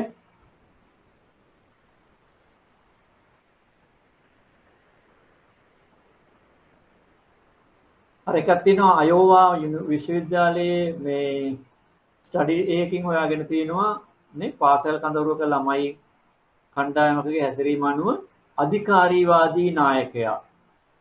මතක ඇතිනේ අයෝවා විශ්වවිද්‍යාලයේ කියන්නේ ඇමරිකා එක්සත් ජනපදයේ අයෝවා ස්ටඩි එක අනුව තමයි ඒක කරලා තියෙන්නේ. ඒගොල්ලෝ මේ පාසල් ළමුන්ගේ කඳවුරක ඒ ළමුන් හැසිරෙන ආකාරය අනුව එතන එකක් තමයි අධිකාරීවාදී නායකයා. ඒ කියන්නේ එයා තමයි ඔක්කොම ප්ලෑන් කරන්නේ, එයා තමයි ඔක්කොම කියන්නේ. අනිත් අයට දෙන්නේ කරන එක විතරයි. අනිත් එක්කෙනා ප්‍රජාතන්ත්‍රවාදී නායකයා. එයා කරන්නේ අනිත් අයගේ සහයෝගය අරගෙන, අනිත් අයගේ අදහස් අරගෙන ඔක්කොම එකට කණ්ඩායමක් එක්ක ක්‍රියාත්මක වෙනවා. ඒ ප්‍රජාතන්ත්‍රවාදී නායකයා. අනිත් එක කවුද? නිර්බාධ නායකයා. එයා මොනවද කරන්නේ? එයා මොනවත් කරන්නේ නැහැ. එයා කණ්ඩායමට වැඩේ කරන්න ආරිනවා. අවශ්‍ය අවස්ථාවලදී විතරක් මැදිහත් වෙනවා. කණ්ඩායම වැඩේ කරනවා අවශ්‍ය අවස්ථාවලදී විතරක් මැදිහත් වෙනවා. ඒතර ඒවා එක්ක දැන් ඔක පාවිච්චි කරන්න පුළුවන් මානව සම්පත් කළමනාකරණයට නේ. මොකද හේතුව? සමහර අය ඉන්නවා ටිකක් අමාරුයි. ඒ කියන්නේ මේ ආයතන අනුව. දැන් ආයතනයේ සියලු දෙනාම අපි හිතමු පරිශන කරන ආයතනයක් නම්. පරිශන කරන ආයතනයක් නම් අපිට බෑ හැමතිස්සෙම එක්කෙනා සම්බන්ධ වෙලා මේ උපදෙස් දීදී කරන්න. ඒක පරිශන කරන ආයතනයක සම්පූර්ණ නිදහස තියෙන්න ඕන. නිදහස තියනවා කියන්නේ අන්න අර එක්ක නිර්බාධ නායකයා එක්ක ප්‍රජාතන්ත්‍රවාදී නායක රටාව තමයි අනුගමනය කරනවා. අපි හිතමු කම්කරුවෝ වැඩ කරන තැනක ওই ප්‍රජාතන්ත්‍රවාදී කතාව හරියන්නේ නැහැ. එතෙන්දී අවශ්‍ය වෙන්නේ අධිකාරීවාදී නායකත්ව රටාව. හරි. හැම දෙයක්ම විස්තර කරලා පැහැදිලි කරලා නියෝග දීලා තමයි කරගන්න වෙන්නේ. ඒක නායකත්ව රටාව. තව මොනවද තියෙන්නේ? තව ඔයගොල්ලෝ ඉගෙනගෙන ඇති ෆීඩ්ලර්ගේ අසම්භාව්‍ය නායකත්ව රටාව කියලා. ෆ්‍රෙඩ් ෆීඩ්ලර්. તો එතනදී රටා දෙකක් උගන්වනවා. එකක් තමයි කාර්ය පිළිබඳ අවධානය යොමු කරන නායකයෙක් ඉන්නවා.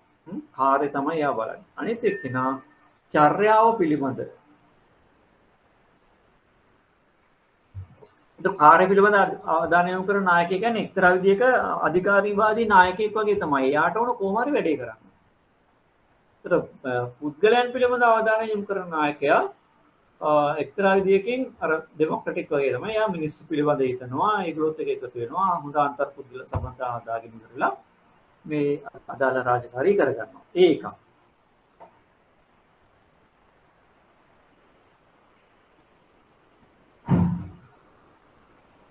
ඊළඟට තියෙනවා ජෝන් නැඩායර්. ජෝන් නැඩායර් ඉදිරිපත් කළා තියෙනවා කණ්ඩායම් නායකයා, කණ්ඩායම් කළමනාකරන නායකයා. ඒතකොට එතනදී මේ නායකයා කරන්නේ ප්‍රධාන කරුණු තුනයි. එකක් තමයි ඉලක්ක අත්පත් කර ගැනීම.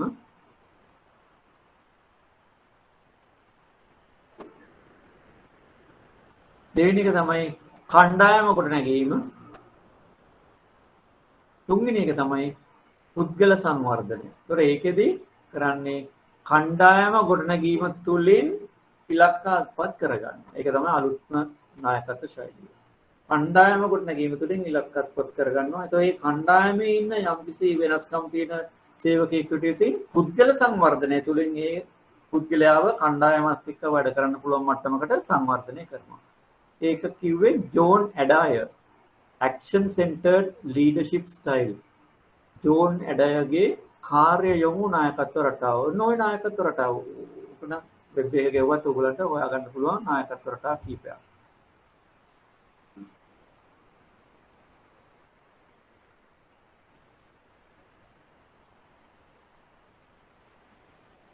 ඊට ඔයගොල්ලෝ අහලා තියෙන මැස්ලෝගේ අර නායකත්ව රටානේ මැස්ලෝගේ. ඒවත් හරි.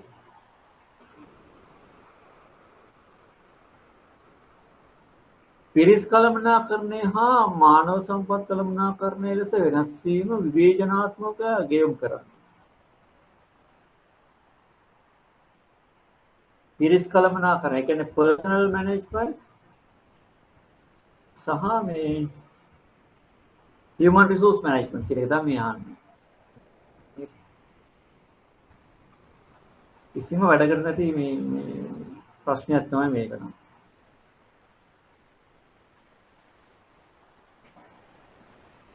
මේවා උගන්වන්නේ නේද? කමන්නේ අපි බලමු මේක තියෙන එක. එතකොට මේක මේ ෆීල්ඩ් එක සම්බන්ධව ගත්තොත් එහෙම සේවක කළමනාකරණය නැත්නම් පිරිස් කළමනාකරණය මේ බලන්නේ ඒ වෙලේට ඒ සේවකයන් සම්බන්ධයෙන් යම් කටයුතු කරලා ඒගොල්ලන්ව මැනේජ් කරලා අවශ්‍ය රාජකාරිය කරන්න.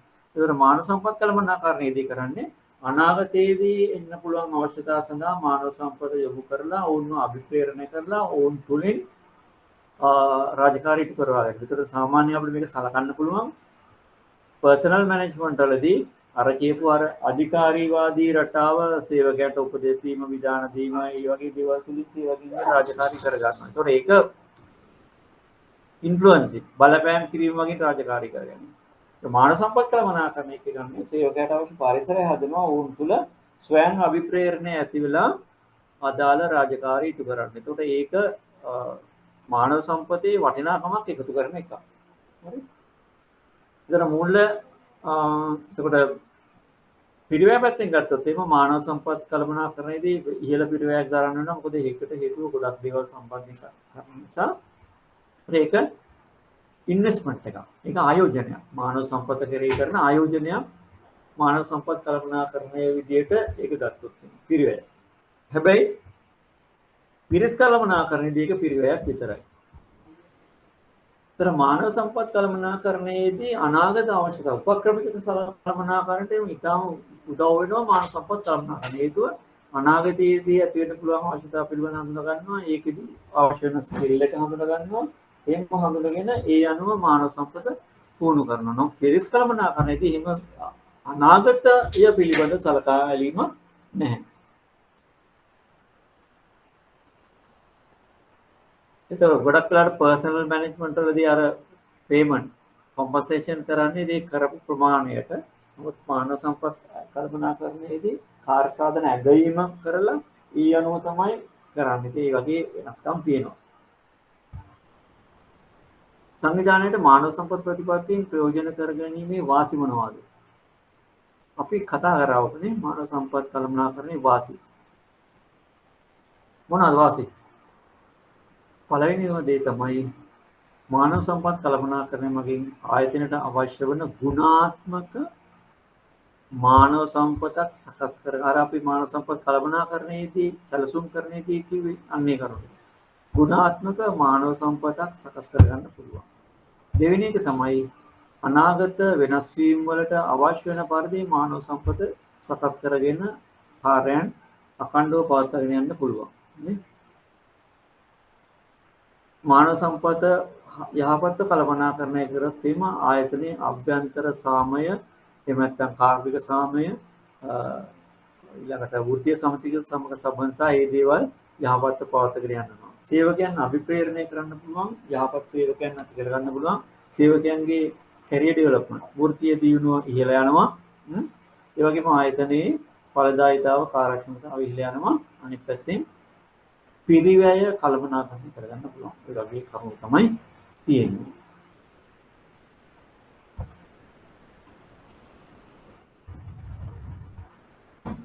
නව නිමෑමක් සංවර්ධනය කිරීමේදී සැලකිය යුතු ප්‍රධාන ලක්ෂණ මොනවද කියලා බලන්න. අපි බැලුවා මේ new product development කියන එක අපි බැලුවා මාකටිං එක යටතේ නේ. ඒක ඇත්තටම ගැළපෙන්න ඕන කොට ආයතනයේ සංස්කෘතියට ගැළපෙන්න ඕන. ඊළඟට පරිසරයට ප්‍රශ්නයක් වෙන්න බෑ. අන්නේ වගේ දේවල් නේ. පරිශ්‍රණ කරන්න පුළුවන්කම තියෙන්න ඕන. ඒකට feasible වෙන්න ඕන. ඒ කියන්නේ ආයතනයට ඒක දරා ගන්න පුළුවන් වෙන්න ඕන. ඒ සඳහා පරිසරය තුල ඉල්ලුමක් තියෙන්න ඕන. අන්නේ වගේ කරුණු තමයි නායමයක් සංවර්ධනය කිරීමේදී බලන්න ඕන. ඒතකොට අපේ පවතින නියමවලට මොකද වෙලා තියෙන්නේ? ඒක වෙනස් කරන්න බැයිද? අලුතෙන් එකක් එන්න ඕනද? ඒ වගේ දේවල්. අනිත් එක රිස්ක් එක වැඩි, කොස්ට් එක වැඩි. ඉතින් අපි පරිසරයේ තියෙන සාධක වැඩිම පරිසර අවස්ථාවන් පිළිබඳ තර්ජන පිළිබඳ සැලකිලිමත් වෙන්න ඕන. මුල්‍ය නිමම සැලසුම් සංවර්ධනය කිරීමේදී සැලකිය යුතු ප්‍රධාන කරුණු මොනවාද?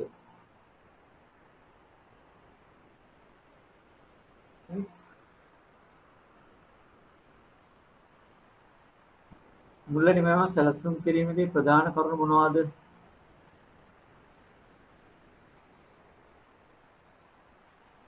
මේ කියන්නේ අර නිමම සැලසුම් කිරීමේදී කරන්න ඕන මේ කාර්යයන් ටික තමයි මේ අහන්නේ අත්‍තරම අනිත් පැත්තට උදේ. ඒතර පළවෙනි එක තමයි අයිඩියා ජෙනරේෂන්. ඕගොල්ලන් මතක ඇතිනේ. Idea generation. අදහසක් එනවා මොකද්ද අලුත් නිමම කියලා. ඒතර ඒකෙදි තාර්කික වෙන්න ඕන, feasible වෙන්න ඕන, ගණන්කාරකගේ අවශ්‍යතාවය තෘප්තිමත් කරන්න ඕන එහෙම. ඒක සංකල්පය ගොඩනගන්න ඕන. නගලා අදහස ඊළඟට මේක බලන්න ඕන මට ඒ පියවර 4ක් තිබ්බා මට ඒක හරියට දැන් මතක නැහැ බලන්න මේ මොඩල් ආන්සර් එකේ තියෙන උත්තරේ නෙමෙයි මම මේ කියන්නේ අයිඩියා ජෙනරේෂන් ඊළඟට ඒක අත්දැක බලන්න ඕනනේ ප්‍රොටෝටයිප් එකක් හදා ගන්න ඕනේ ඊළඟ එක තමයි ඒකේ ප්‍රොටෝටයිප් එකක් හදා ගන්න. ඒකට අවශ්‍ය වෙන ෆ්ලෙක්සිබිලිටි අවශ්‍ය වෙන ඩිසයිනර්ස් ඒ කන්ටේ ගන්න ඕනේ. බලන්න අපව මේ අපි ප්‍රොඩක්ට් කියන අලෙවි මිශ්‍රයේ නිමයම කියන සාධකයේ යටතේ මේක සලකා බැලුවා. අවසාන එක තියෙන්නේ ප්‍රොඩක්ට් එක ලොන්ච් කරන්න ඕන. ඒතර ප්‍රොඩක්ට් එක ලොන්ච් කරන්නේ අපිට මේක ටෙස්ටිං අත්දැක බලලා සාර්ථක වුණොත් තමයි ප්‍රොඩක්ට් එක ලොන්ච් කරන්නේ. ඒක තමයි නව මූල්‍ය නිම සංවර්ධන කිරීමේදී බලන්න ඕන කරුණු. වැදගත් වෙන නියාමන අවශ්‍යතාව මොනවද කියලා අහනවා. වැදගත් වෙන නියාමන අවශ්‍යතාව. මොනවද නියාමන අවශ්‍යතාව? ඒතර මුල්‍ය නිමවුම් වලදී සෙන්ට්‍රල් බැංක් එකේ ලොකු බලපෑමක් තියෙනවානේ. මුල්‍ය නිමවුම් සංවර්ධනය කිරීමේදී සෙන්ට්‍රල් බැංක් එකේ බලපෑමක් තියෙන හේතුව ඒවා ගනුදෙනු කරවන්නට අනර්ථකාරී වෙන්න බෑ කියන එක. ඒතර අන්නේ නියාමන මේ සම්බන්ධයෙන් මහා බැංකුවේ මඟ පෙන්වීම බලන්න ඕනේ. ඊළඟට මහ ජනතාවට ගැටලුවක් නොවෙන්න ඕනේ. හේතුව ඒකේ තියෙන මොනවාද? කොම්ප්ලෙක්සිසිටි එක. ඒ කියන්නේ සංකීර්ණ බව වැඩි නම් මහ ජනතාවට සාමාන්‍ය ජනතාවට තීරුම් ගන්න බෑ. සංකීර්ණතාව වැඩි වෙනකොට. ඒ වගේ දේවල් සම්බන්ධයෙන් අදාළ කරුණු හොයාගන්න එහෙම නැත්නම් ඒව පිළිබඳව දැනුම්වත් කරන්න වෙනම පුද්ගලයන් පත් කරන්න ඕනේ. එහෙම නැත්නම් අදාළ තොරතුරු හොයාගන්න අවස්ථාව මහජනතාවට තියෙන්න ඕනේ. ඒකට ෆයිනෑන්ෂල් මිස්සෙලින් එක අපි වළක්ව ගන්න ඕනේ. ගනුදෙනුකරුවන්ට සියලුම තොරතුරු ලබා දෙන්න පුළුවන්කම තියෙන්න ඕනේ. එතන නිවැරදි තොරතුරු ගනුදෙනුකරුවන්ට සපයන්න ඕන අදාළ කොන්දේසි යමේවා පැහැදිලිව ඉදිරිපත් කරන්න ඕන. ඒවා තමයි නියාමන අවශ්‍යතාව. මොකද මෙතනදී වෙන්නේ ගනුදෙනුකරු අපහසුතාවයටපත් වෙන එක, ගනුදෙනුකරු නොමග යන එක, ගනුදෙනුකරු මේකෙන් ආර්ථිකමය විදියට අවාසිදායක තත්ත්වයටපත් වෙන එක වළක්වා ගන්න ඕනේ. ඒවා තමයි නියාමන අවශ්‍යතාව. ඊවන් ඇඩ්වර්ටයිසින් වලදී පවා මේ නියාමන අවශ්‍යතාව සලකා බලන්න ඕනේ. හතරවෙනි එක නාවිනම සංවර්ධනය කිරීමෙන් පසු සිදු කරන නිපැයුම් සමාලෝචන ක්‍රියාවලිය product review process.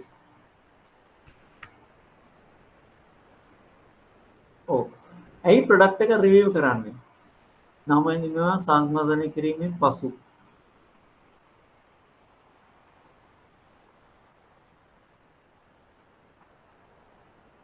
මේ ලොන්ච් කරන්න ඉස්සෙල්ලා